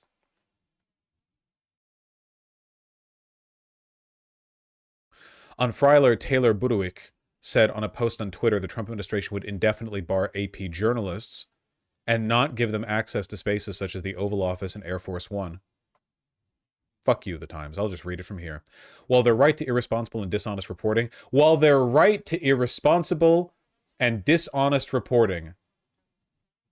what did I say? Air Freiler? What did I say? Taylor Budowick, ex Trump administration, indefinitely bar AP journalists. Did I say Air on Freiler 1? Ooh. Oh, I said Freiler instead of Friday. Oh. This realization has not uncooked my brain at all.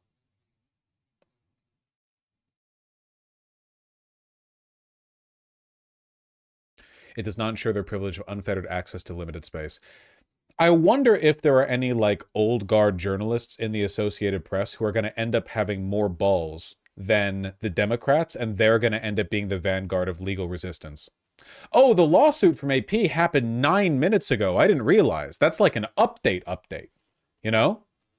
Okay, I knew it was Friday. I didn't realize like you threw that one at me basically on the get-go, you know? All right.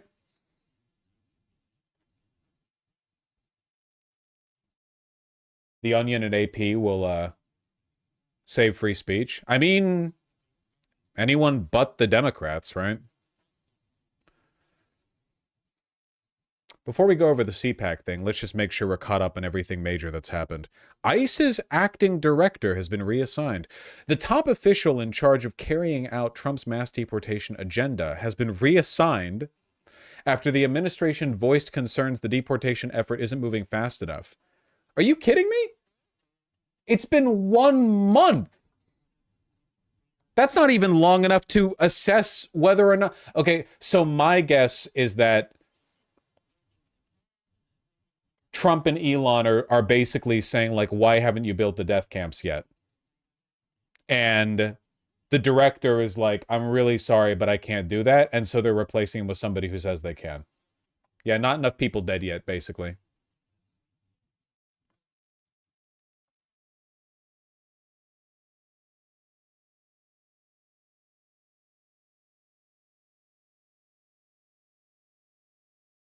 Update in Eric Adams' trial. I mean, they dropped it, didn't they? Judge vacates upcoming Eric Adams corruption trial, but appoints conservative attorney to argue against dropping the case. Okay, fucking whatever. Whatever. Is the thumb that was talking with Eric Adams still safe?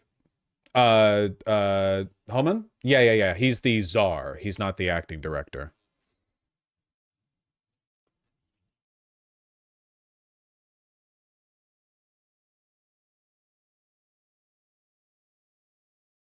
Trump signals he's open for multiple budget bills, backing away from preference for one big, beautiful bill.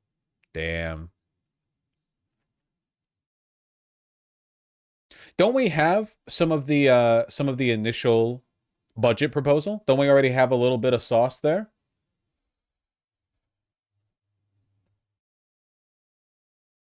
Senate Republicans approve budget framework. Here we go. Pushing past Democratic objections after all-night vote. Yeah, it's like around $4 trillion already.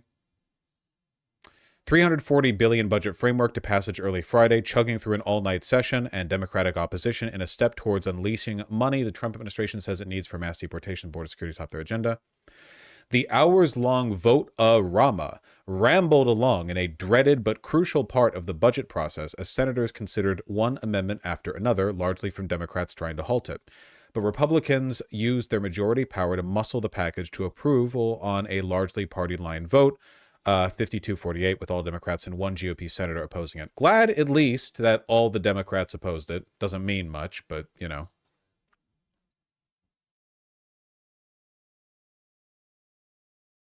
Using all-night debate. With little power in the minority to stop the onslaught, Democrats instead used the all-night debate to force GOP senators into potentially embarrassing votes, including the first one on blocking tax breaks to billionaires. It was turned back on procedural grounds, so were many others. Long, drawn-out fight, only the beginning of what could be a months-long debate. This bill doesn't have the cuts, only the House one? Yeah. Yeah, what's in the Senate GOP package? Let's find out together. $175 billion to be spent in $175 billion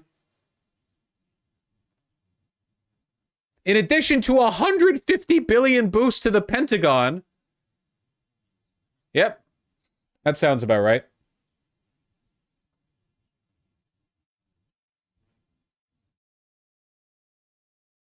Bro, that's nothing. No, that's a lot, actually. That's a lot, actually. $175 billion to be spent in border security, plus an additional $150 billion to the Pentagon. That's actually a lot. $5 per egg, yeah. Waiter, more military spending, please.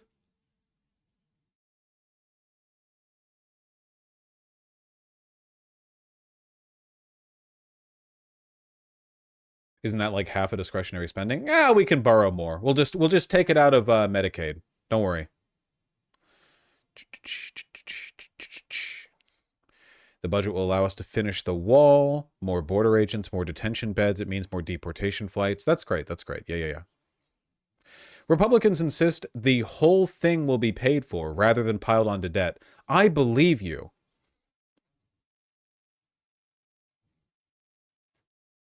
One amendment that was accepted after several hours of debate was actually a Republican effort to fend off criticism that the package would be paid for by cutting safety net programs. The amendment from Sullivan, Republican Alaska, said Medicaid and Medicare would be strengthened during the budget process. I believe you. So what, you're going to take it from Social Security?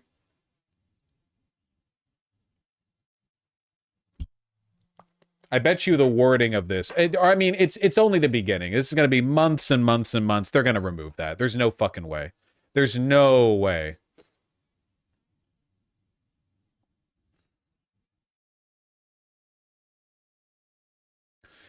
Democrats brought a slew of amendments, voted to prevent tax breaks for billionaires, but they're the Democrats don't have a majority, so they can't do shit, basically. They can just delay and hold up time, which is good. They should do that. Senators processed almost 36 amendments on reversing DOGE cuts, protecting federal workers from being fired, ensuring U.S. support for Ukraine as it battles Russia and others.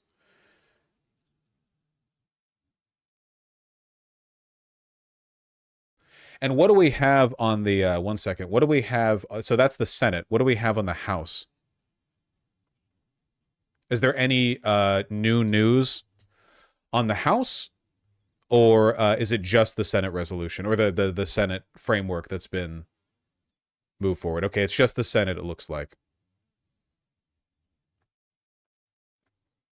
House is struggling to pass through. Yeah, so nothing new from the House. Okay. I mean, we do have this. Trump backs House GOP bill slashing $1 trillion from Medicaid and food stamps. We did talk about this, though. And no, guys, don't worry, okay? It's not cutting $1 trillion from Medicaid, okay? What it's doing is mandating that the organization that oversees Medicaid and basically nothing else cut $1 trillion from its spending. So if that organization cuts from Medicaid, that's not stipulated in the budget cut, okay? That's just what they chose to do in order to meet the goal.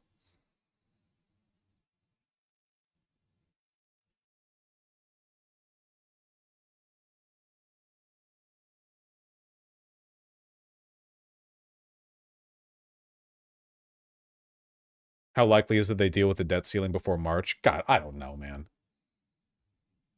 Fucking unparalleled incompetence from this government. Basically, Dems keep forcing in crazy amendments to slow this down and force it into its law. Good. I mean, good. I want like relentless obstructionism from the Democrats, you know?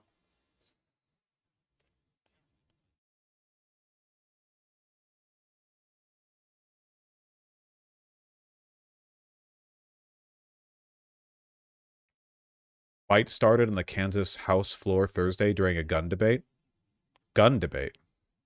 The incident happened during debate over House Bill 2104, which would require school districts to implement an NRA program known as Eddie Eagle in public elementary schools, starting in kindergarten, if the schools want to teach gun safety. Yep, that sounds like an American...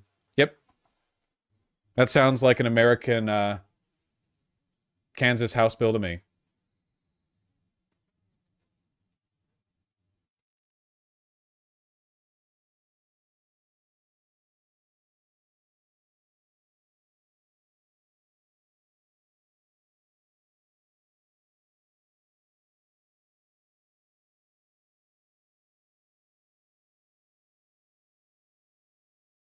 I mean, teaching safety could be good, though, right? I just don't think kindergartners need to handle or really know anything about guns.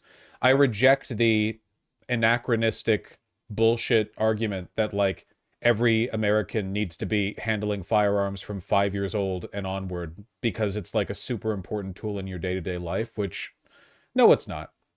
It's not. It's not. What are you, if you're like a farmer, you're in the you're in the sticks, what are you using a gun for? Like a coyote? Oh, okay. Come on. It's not the Wild West. Toddlers shoot themselves in accident fairly often. Well, they probably shouldn't be holding guns. Toddlers probably shouldn't be holding guns.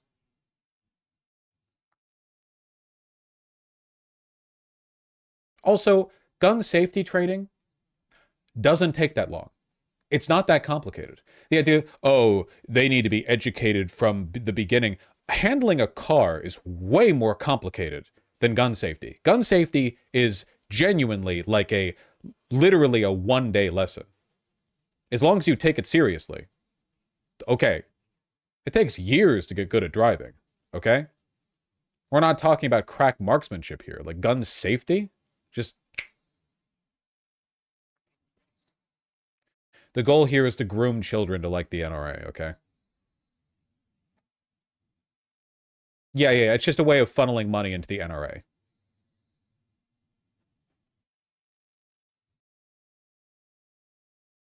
Honestly, 90% is just making sure you don't shoot yourself or other people, yeah.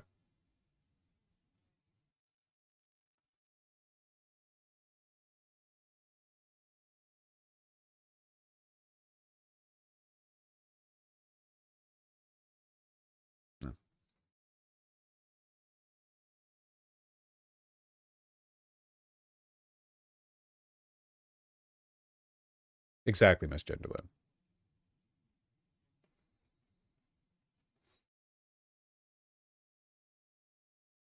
Remember when Vosh used to talk guns and not clothes? I do. Yeah, but the only thing that I really liked about the guns was the aesthetics. So if anything, I'm like being more true to form here, right? Like, the thing that I liked about the guns was how they looked for the most part. Like, guns all kind of work pretty similarly for the most part. It's like, obviously there's differences, but my interest was less in the, you know, practical functionality and more in like, wow, that's pretty. So the clothes just kind of seem like a more natural, you know, more of a natural invocation of that interest, right?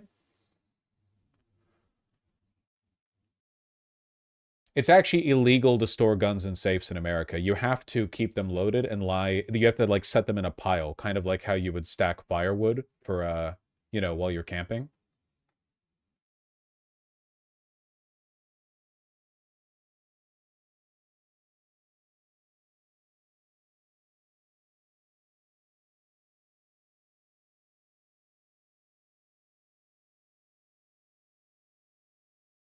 You lost weight and felt more confident about clothes.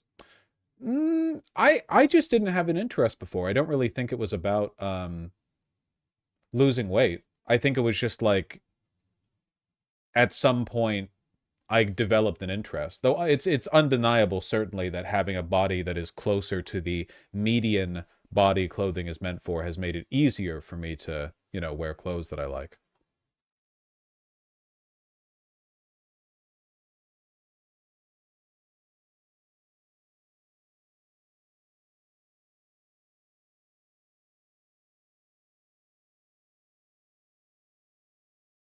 You have a pair of boat shoes? You mean like moccasins? Whatever. Democrats may risk their own Tea Party movement.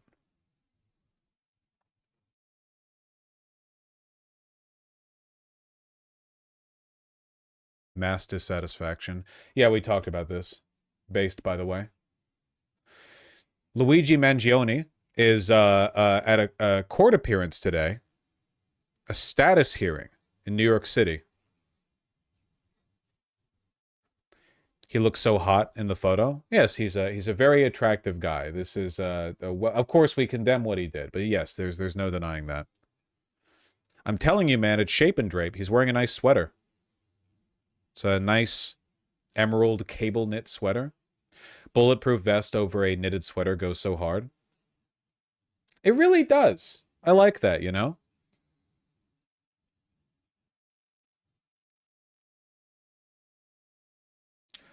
Why does he have the vest? To protect him from bullets, presumably. What he's accused of? He's innocent till proven guilty. What he's accused of? Sorry, the fucking woke lords. Innocent till proven guilty. Don't you know who won in the most recent presidential election?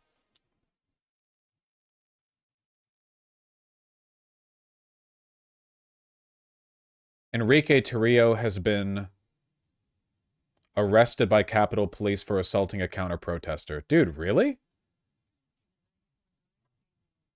I feel like there's something more to this, man. I feel like there's something more to this.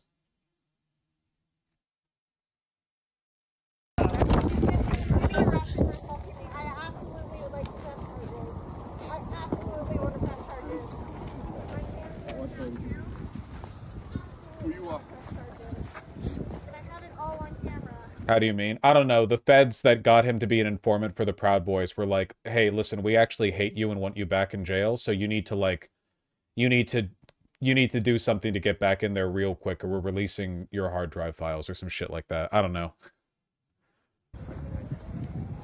How's it feel getting arrested again? You can't just people.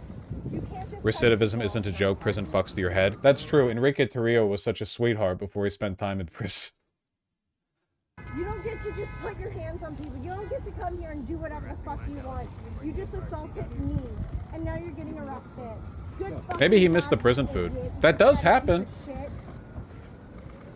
Good job. You just assaulted me. Yeah, where's your mom? Where's Dooney? Where is Dooney? Back up. I'd like to press charges, obviously. Back up. You can't just do whatever you Back want. up. Back up.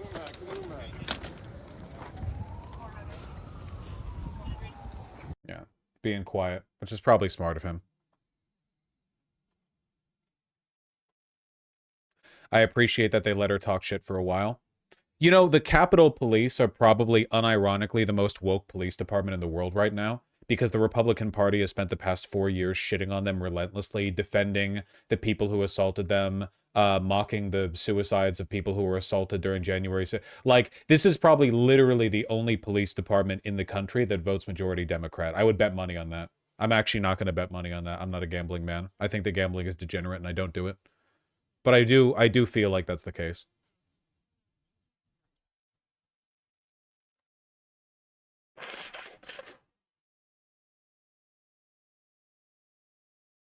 Yeah, I saw acrylic.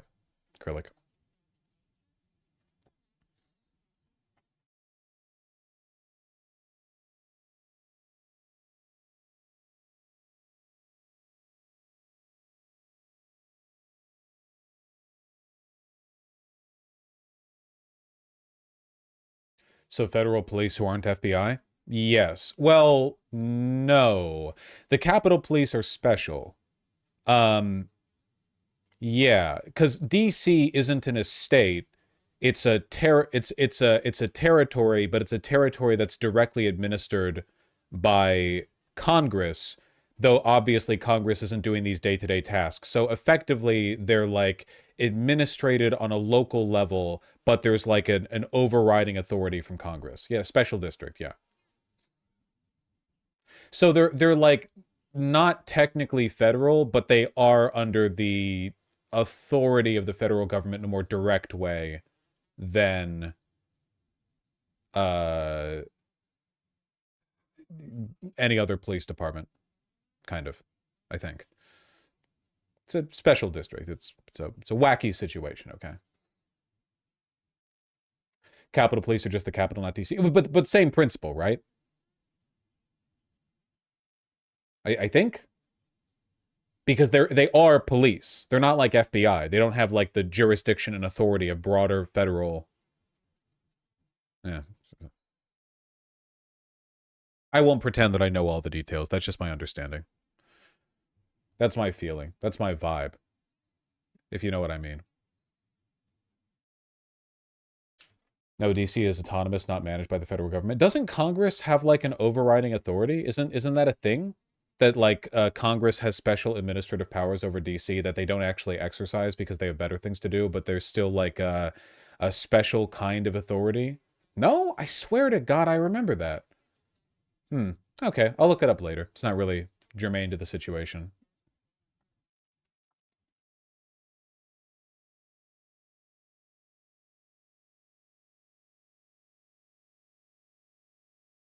Congress allocates money to DC? Okay, well, that's a kind of authority.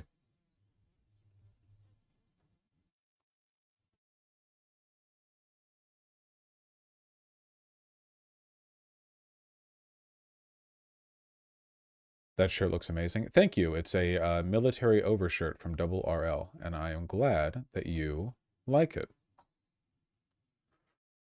Ooh.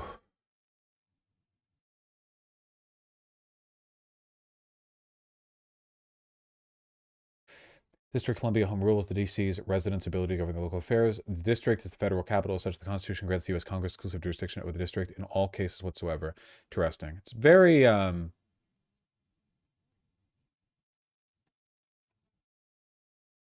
very dumb. Kind of stupid, if you think about it. Anyway, stop letting me get distracted by you, please. I don't... 1 second.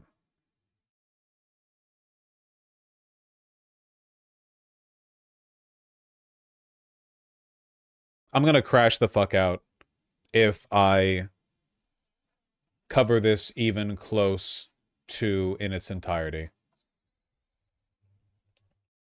I don't think I can handle it. You have autonomy? Sometimes it doesn't feel that way. So, there was a CPAC conference, conservative PAC. Elon Chainsaw. Yeah, you have the link. Yeah, you have the link. You have the link. You have the link. That's great. That's great. I don't want to look at this, man.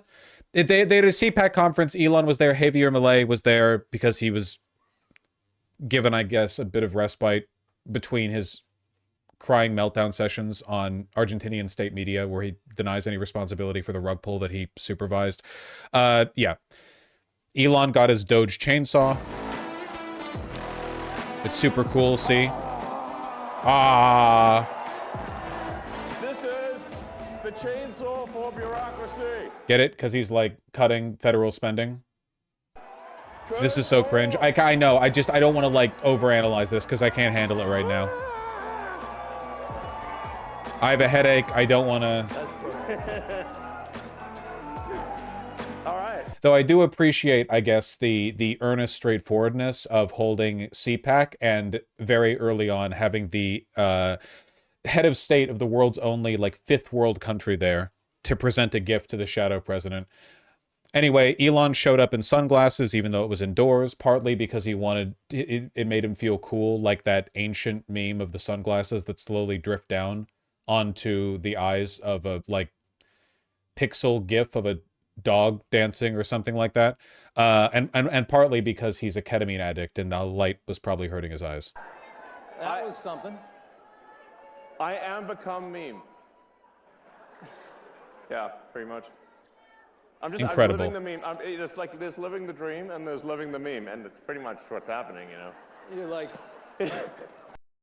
I can't go over all of this. He was probably also super coked up. It's just a level of anti-charisma that I don't know. I don't know if there's any like parallel to it. I genuinely can't think of a person less suited for speaking publicly than him, but you know, that's not stopping him. Yeah. You know, and have like a sense of humor, you know? So, I mean, the sort of the left wanted to make comedy illegal, you know? Yeah. Like, you can't make fun of anything. So there's like, comedy sucks. It's like, nothing's funny. You can't make fun of anything. It's like, legalize comedy. Yeah. Legalize comedy. And we've shifted the entire culture. And just we're really lucky in a way that the strongest proponent of the worsening of this country, like the agent of destruction, is also the least charismatic man in the world. Like, if you think about it, the odds are almost unimaginable. It could have been any other person, and they would have been less soy, you know? We did luck out a little bit.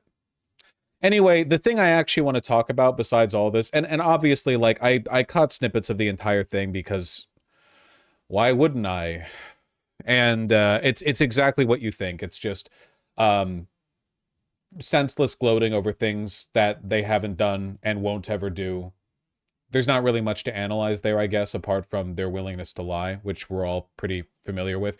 You've probably seen the part that I actually do want to talk about, which is, hey, Steve Bannon, this guy. And we're not going to retreat. We're not going to surrender. We're not going to quit. Fight, fight, fight. Amen. That's weird. He didn't say my heart goes out to you. He forgot that part. So, is he autistic? Yeah, you know, it's just, he's just awkward with his gestures. His arm just did that, etc.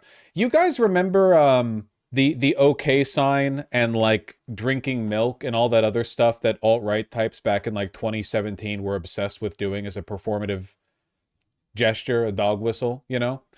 You guys do understand this is very different, right? Because the OK sign wasn't innately a right-wing symbol. They just chose that on an internet forum and ran with it. This is already a hate symbol. It's not really a dog whistle. Some people are like comparing it to the OK sign, but I don't think it's like that at all, because it's a matter of like expansion versus consolidation, right? The point of the whole OK sign thing is like, we're going to epically trigger the libs by making them get really angry over a thing that they correctly identify as an indicator of me being a Nazi, but because it's like an innocuous symbol on its own, they'll look crazy calling it out. It's the point of a dog whistle, right? This is just a Nazi salute. So it's not really like... it's not really, you can't really do that. The point of this isn't to like epically upset the liberals in a way that makes everyone laugh at the liberals, okay? The point of that was to make a mockery of the liberals. This is just to normalize Sieg Heiling again. It's very different. It might seem similar, but it's very, very different. This isn't about like making a show of people's responses. This is about going like, okay, we've had our fun, but like, this is what we're really about now. There are going to be conservatives who deny. And a lot of them are lying, obviously, and a lot of them are just delusional and think they're telling the truth. But that is the goal here. It's just to normalize neo-Nazism. Le Pen didn't like this? That's very funny.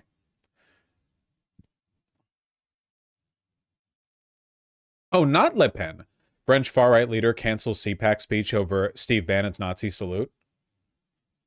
Jordan Bardella canceled a scheduled speech after seeing the Nazi salute there hours before. That's quite funny.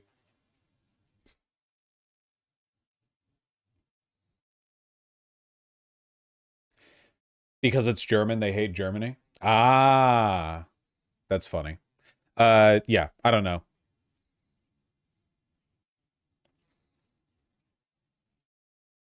We're going to be seeing a lot more of this stuff moving forward, you know? Steve Bannon accused of making Nazi salute during CPAC speech. At least they're not calling it a Roman salute. How is this liberal news running ambiguity for Bannon? This is Newsweek.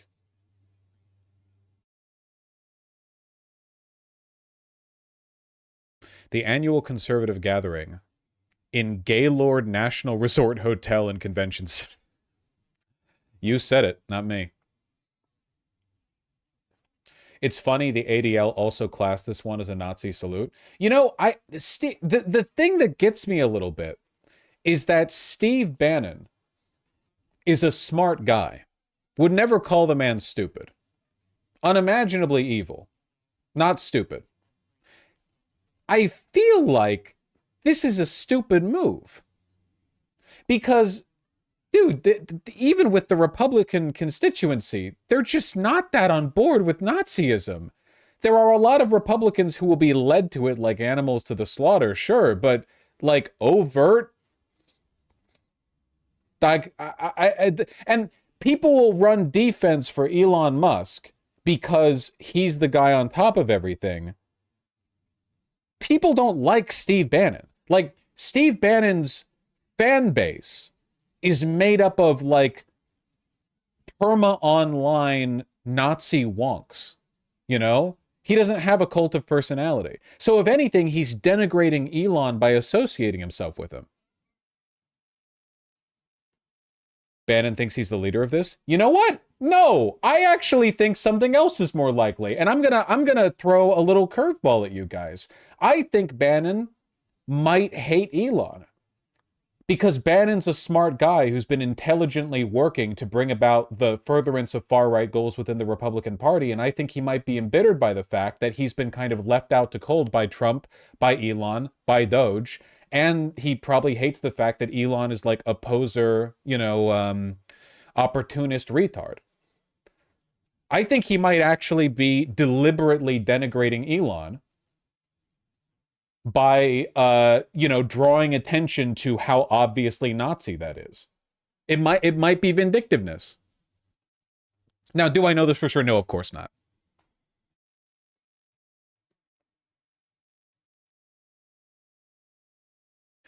Yeah, Bannon does hate Elon. I think this is a slight. He keeps calling him a billionaire illegal alien parasite in interviews. Elon is very unlikable, to be fair.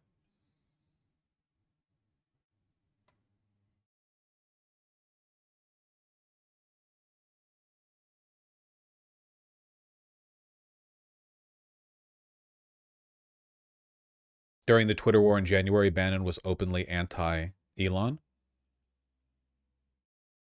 Can you check if AP News' website is still up? Yeah, it's up pretty normally, I'd say. Anyway, I think this is good for us, personally. I think that Bannon legitimately wants to normalize neo-Nazism. I don't know if Bannon himself is a Nazi or if he's just a fascist. I don't really care, to be honest. But as is so often the case, his vindictiveness towards Elon might actually be more... I think one of the reasons I think this is because of the way he did the Sieg Heil. You know what I mean? It didn't look like a triumphant, like, aggressive gesture meant to, like, proudly signify America's emergence into the Reich. It looks like this, like, conflicted, embittered, kind of weak. Like he I don't know. Maybe I'm overanalyzing it. It looks like he half-assed and kind of winced his way into it. You know what I mean? I don't know.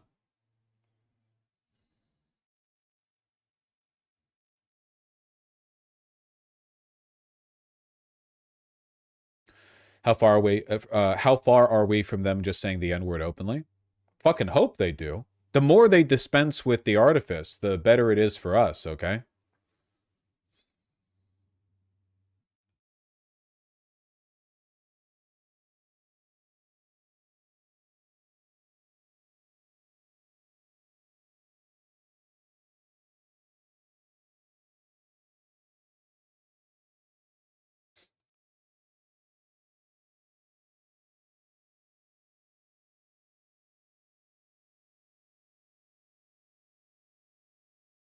Did you feel the earthquake we just had? No.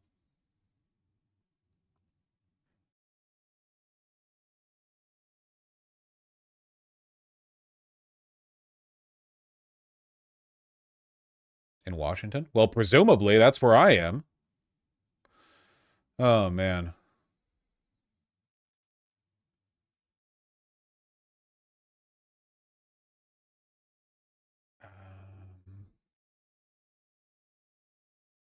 You know what I'm proud of?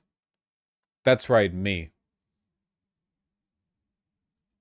Because I feel like we've been doing a pretty good job with today's stream, in spite of how fucking cooked my brain is off 2 hours of sleep. I feel like I'm holding it together pretty well. About as best as I can, really.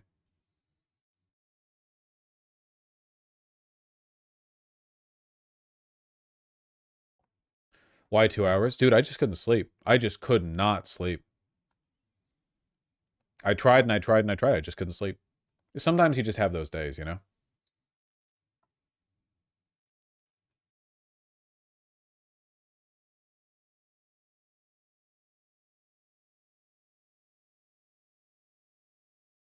Yeah, I haven't read it.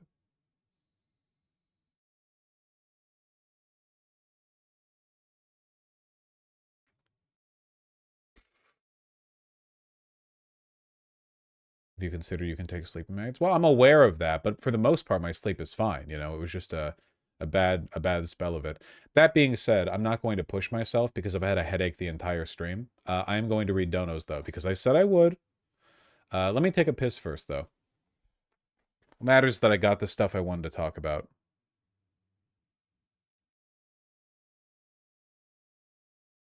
Done. Go piss, girl. Yeah. Look at these cute hemp cotton fatigue pants I got from Engineered Garments. They're relatively high-waisted, though I think they've slouched down because I've been sitting, and they're like really full cut.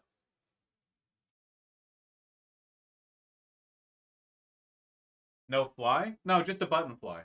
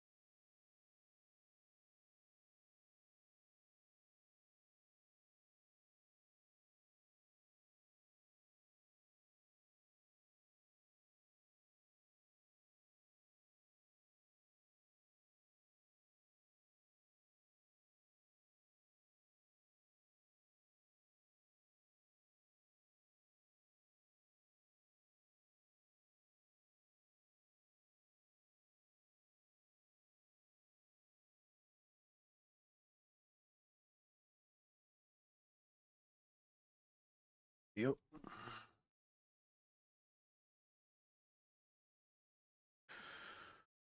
Vancouver got an earthquake a few minutes ago. Some people felt it in Washington. Oh, okay. Well, I did not feel it. At least I don't think so.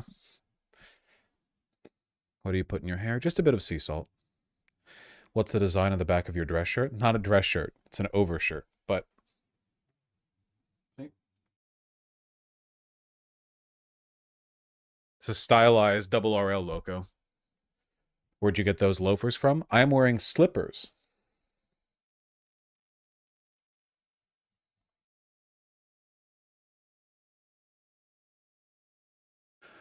Did you see the former head of intelligence in Kazakhstan and former Soviet KGB officer who claims that the KGB recruited Trump back in '87? Yes, I saw people posting about it, but I don't really care about stuff like that. Partly because it's unverifiable and indistinguishable from, like, Facebook conspiracy slop, and partly because it doesn't really mean or matter at all, you know?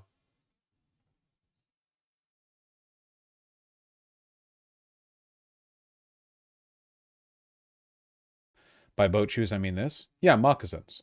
Like dressy moccasins, yeah.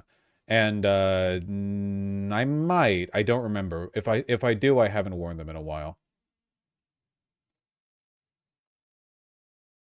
I love a good moccasin. Yeah, there's a particular brand. Something I really want to get. Aren't these just gorgeous? It's like such a they're such a nice, like, casual black loafer with the horse bit. They're a little more contemporary than the stuff that I typically wear. So it would be kind of like, it's like less heritage and more, yeah, if you're like 80. 80? They have a lug sole. These are like gay as hell. Are you kidding? These are super contemporary. They've got like a big rubber lug sole, like platform, and the shiny gold. This is 80-year-olds don't be wearing this, okay? Gays can be 80. I guess that's true. That's schoolboy standard shoes over here. No, it's not. I promise you. You're just saying that because they're loafers and you can't tell the difference between loafers. I wish they were less chunky. Well, the brand does make them without the lug sole.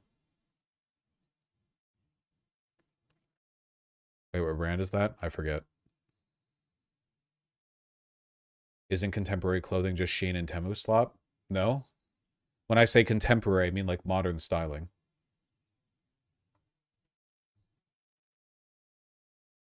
Just be careful not to look at a finance bro. Wait, look like a finance bro? For wearing lug-soled loafers?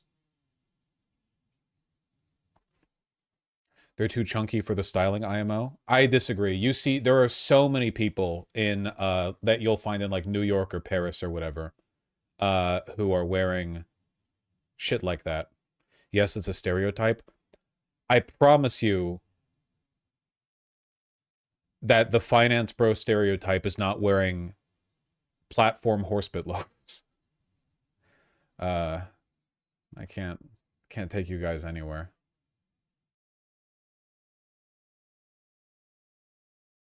You couldn't aura farm in those? I strongly disagree.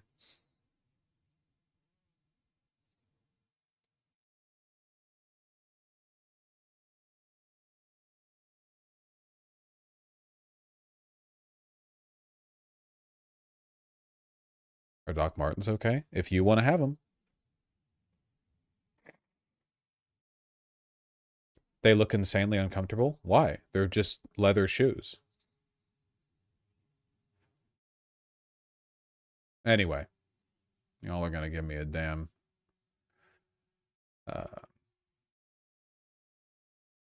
Caffeinated Ferret, thank you for the tier 1 sub. Absolutely. We should drink water. Stupid Dog 83, thank you likewise. And Scheherazadian, thank you for the tier 3 sub. I really appreciate that. No, I don't have any Viberg boots. One day. Their service boots are nice. Festoon and Ringek, thank you for the tier 1 subs both. I agree that West Coast governors and blue governors in general need to get really serious about forming the wall. Mirthly, thank you for the tier 4 sub. That's really kind of you. I really appreciate that. King Kerplunk, thank you for the $5. Naxira, thank you for the tier 2 sub. Beautiful fluffy cat. Beep. Do you have any platform shoes? They're stiff as all hell. They don't have to be if they're good platform shoes. I mean, presumably the platform part is like a big Vibram rubber, you know, such and such. But if you have leather and cork on the sole, it should still, you know, conform to the shape of your foot and break in normally.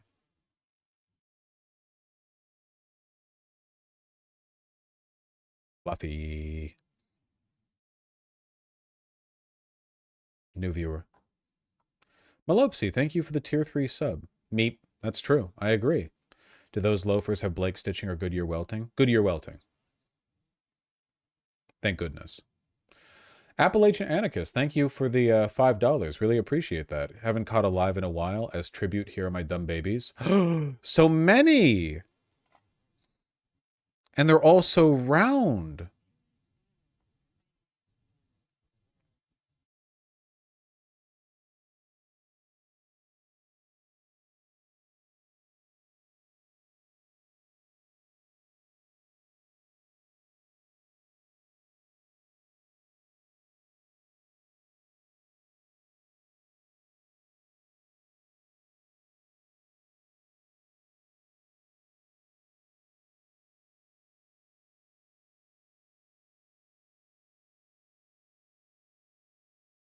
I'm trying to find a good example of how chunky loafers look good in like a contemporary take on heritage menswear. And unfortunately, the channel that I'm thinking of that does a good job of styling that sort of thing, I don't remember their name.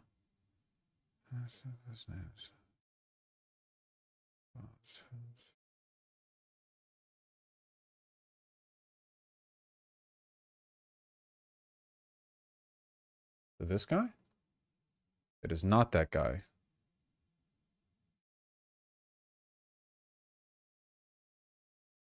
They look good on goth girls. It is known. It is known. To be fair, chunky loafers look very feminine. A lot of people think high-waisted pants look feminine. But that's just because women usually are the ones that put effort into how they dress, and men look like shit. In reality, there are many ways to style these things. This one? Why can't I find the, I need to do some, like, mass unsubscriptions. Oh, here we go. Yeah, for chunkier shoes, you want wider leg pants. That's generally a good metric.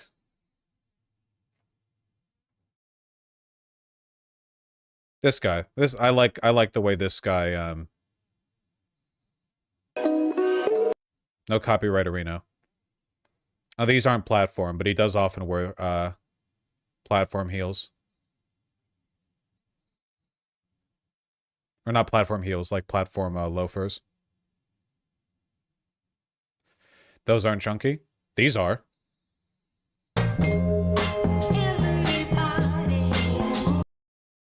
Nice, simple style.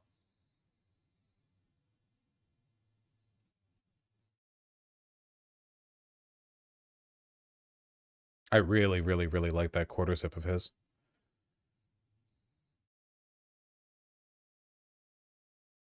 How do you like Simon Crompton? I've relied on his advice plenty of times. I just don't like chunky shit. I mean, all right, I think he looks sick as hell, but that's cool. Those are not that chunky. They have a large soul. I don't know. You all just want to argue with me. That's fine. I find those very ugly, but that is just an opinion. You people are crazy to me, man. I don't know if you're all like fashionistas and you live in Paris or something, but when I go outside, everyone looks like shit. And if you saw somebody who looked like this guy looks so much better than like 99.999% of people you see in the street. And then you show it and people are like, nah, I don't really know. You know what I don't know about? Your sense of taste. Fuck you.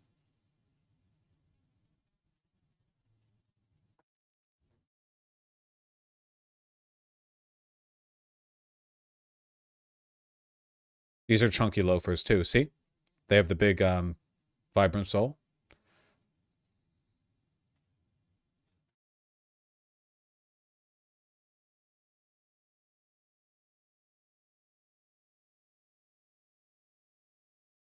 Any army-style boot recommendations? Actually, no. I haven't really looked into that. Those are derby shoes, not loafers. We're just talking about chunkier shoes. Braden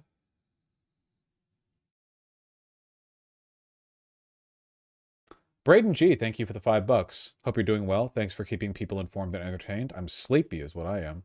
Here's my cat. Oh my god, your cat's doing a damn face. Ooh. He's contemplating. Hello. Yeah, kind of doing the bitchless face a little bit. Arch Rave, thank you for the tier 2 sub. Get the cat something nice for me every day. Jake Vranda, thank you for the $5. In my SOAK 101 class, we talked about the possibility of high-speed rail in our lifetime and egg prices. So basically, I'm paying for 2 Vosh streams today. Must have been a rough topic of conversation, no less. Good Faith Goblin, thanks to the tier 1 sub. Some more cat pics for you in chat, meow. Aw. Hello. Meep. So noble. So fluffy. What fine fur.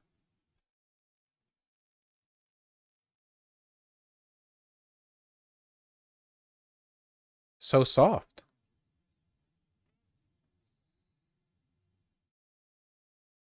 Local Crust Punk, thank you for the $5. My local community organizing group pressured our city gov to act on opening more warming centers and beds and resources for shelters. Local organizing works. Nice! Well done!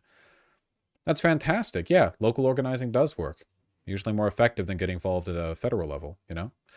Pierre, Dave Venna, thank you for the $5. Pierre not having an identity beyond being a more intelligent and well-spoken Canadian Trump is saving the Canadian Liberals. Yeah, I really hope it pays off. Not at Alpaca, thank you for the $5. I'm convinced the oligarchy fucking hates disabled people as useless eaters. 100%. Hatred for the disabled is like a core component of fascism. Because you can't, your life is you're not as useful to the state, you know, in the way they want to use you, which is breeding, labor, and warfare. Celestial Collective, thank you for the $10. Just got a new job that pays double what I made before with benefits, sharing the love. Also, how likely is it the Dems are in prison within the next year? I'm sure some of them will be, but we'll see.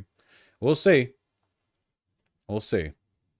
Sake, thanks the 5 tier 1 subs. To be fair, even if Vosh wore a fishnet crop top, his masculine top energy would make it look straight. I would be surprised if I could do that, but I appreciate your faith in my ability, you know? Local Crust Punk, thanks to 5. A seal got bird flu and died. No! It's called bird flu. I assume a wild bird just, you know, flew next to it and coughed on it. King Jar Jerk, thank you for the 5. New jacket came in. Very happy with it. Nice! Looking good. Absolutely. Is that a proper vintage?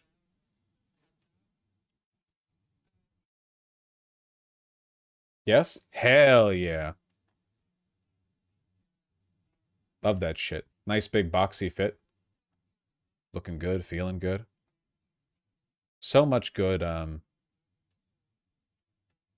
fucking, military vintage out there. No, not a Navy SEAL. Sorry. Dude, I'm so cooked. You can really tell the like tiredness catching up to me as soon as we do the donos because I was sort of propelling myself forward the momentum of all the stupid shit I have to cover every day. Crackpipe Prometheus and DFW Photographer, thank you for the $5 both. Really appreciate that. Thank you. Galactic Moth, thank you for the $2 and $5 donos. Who's watched The Order with Jude Law based on the historical account of the Aryan nations? I have not. Maybe someone has. Dunce the Doctor, thank you for the $5. Thank you very, very much. Mr. Venom, thank you for the $2 donos. Lex, thank you for the $2.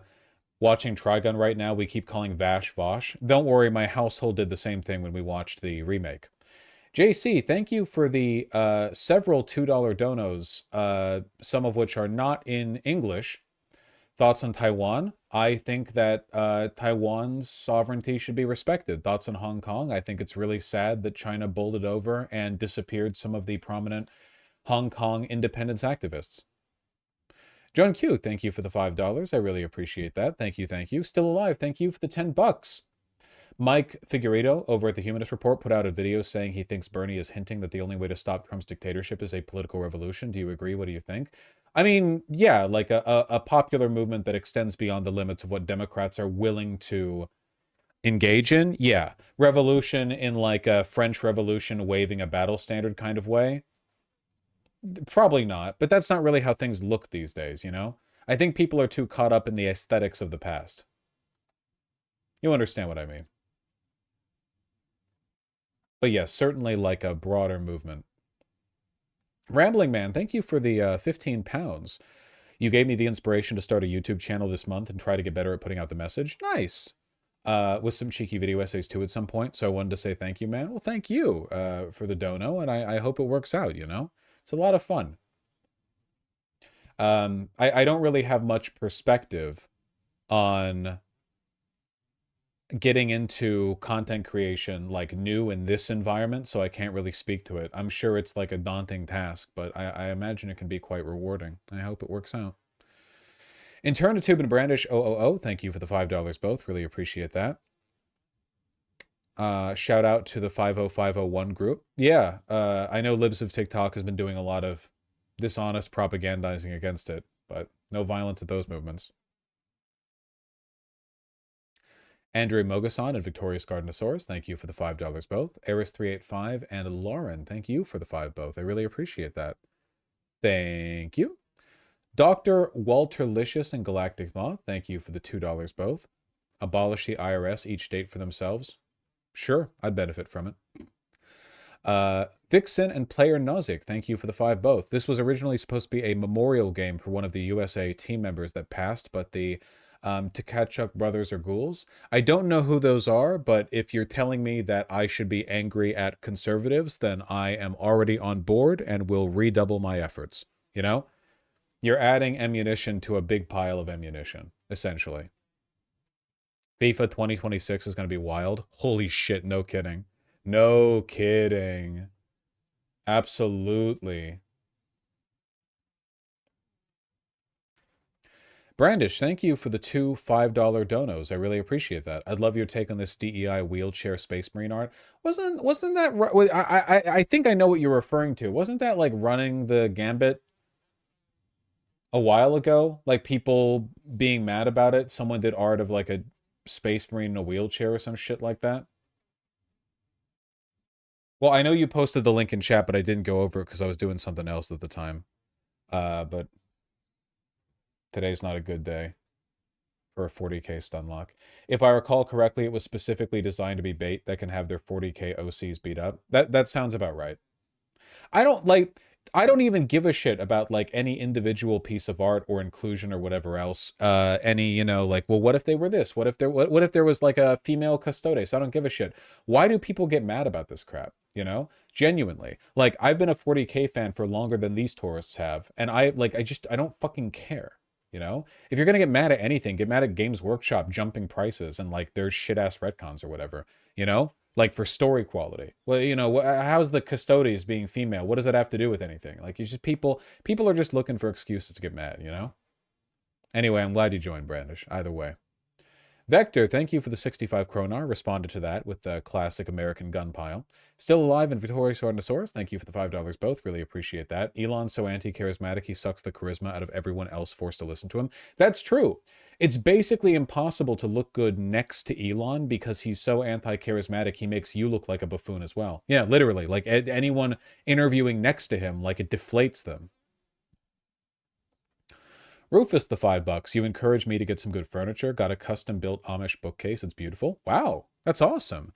Yeah, I think that it is. I think that it's generally good to try to invest in things that hold meaning with you, so that you have strong positive feelings about them when you see them or use them, rather than everything just being kind of like interchangeable slop. You know.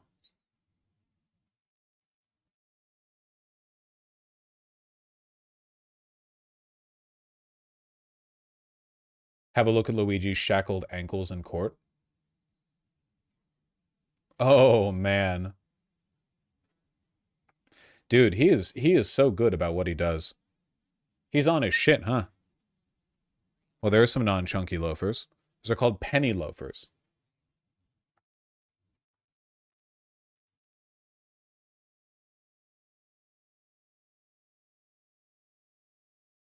Wheelchair Astartes, those are called dreadnoughts. True!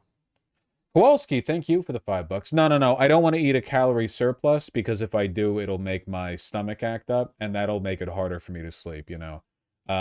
It's not a calorie thing. I'm at 2,200 a day. You know, it's not like I've been exercising very vigorously. I just need to get some sleep. I'm not starving myself. And Owlbears, thank you for the $5. Here is Cheese Cat.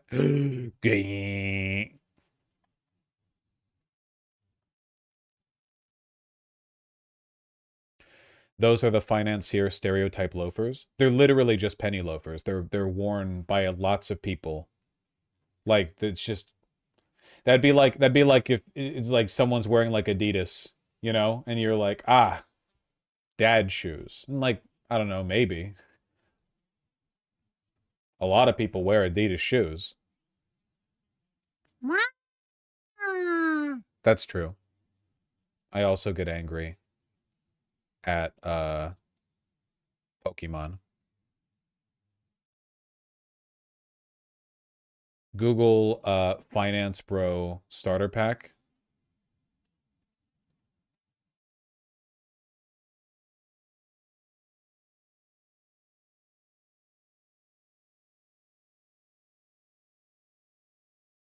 But it's just loafers. This is also like every type of loafer. Like, this seems like kind of a broad cut, don't you think? There are only so many types of shoes, right? You've got boots, sneakers. I know it's a stereotype. Oh, okay. Well, now I feel like we're casting such a wide net that we're failing to describe meaning. For me, when I think of Finance Bro, I think of a dress sneaker. That's what I think of. I think of those god-awful dress sneakers, but I don't know. Maybe I'm out of date.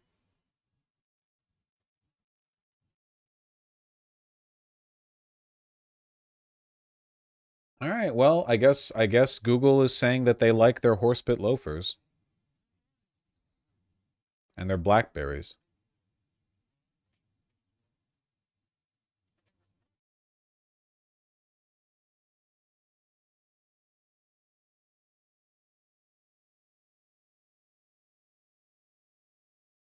Tassels, they could never. Finance bros don't got the balls to wear some shit with tassels. I agree.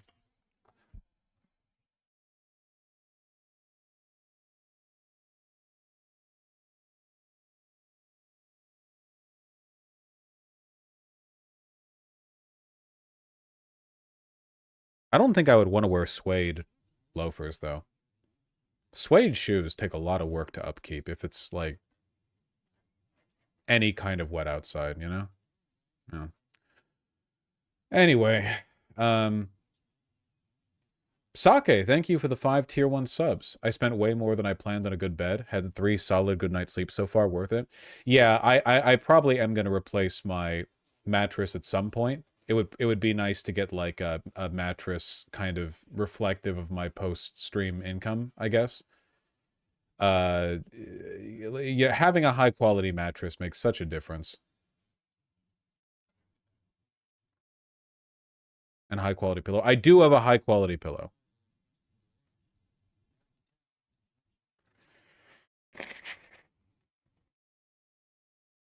Yeah, I love my blue suede shoes, but they're a pain sometimes. Yeah. Though it is a lot better once you know how to take care of water stains, you know? Because a lot of people don't take care of those. Oh, my fucking head.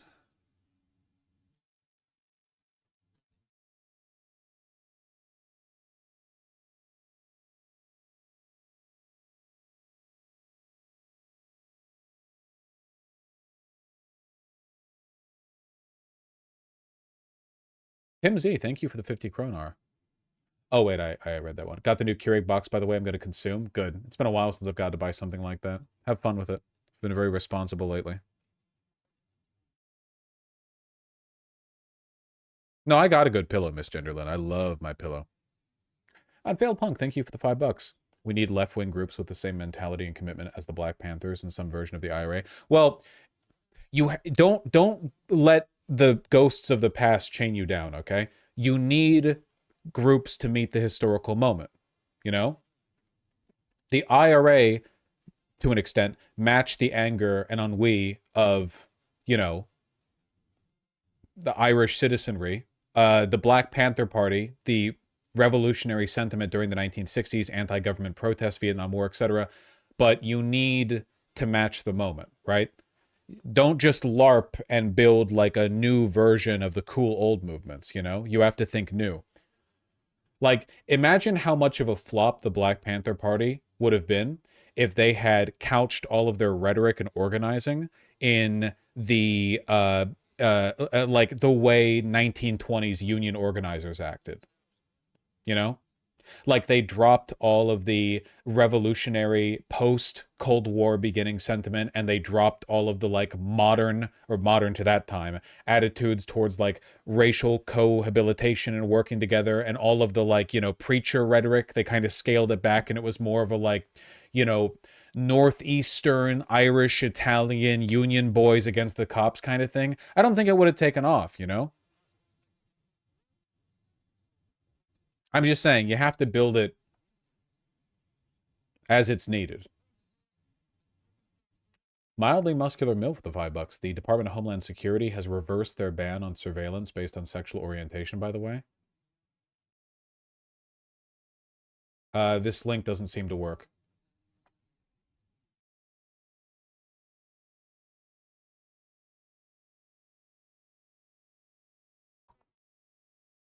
DHS scraps ban on surveillance based on sexual orientation. Yeah, that sounds about right. I can't believe it. They're gonna be investigating all the gay people.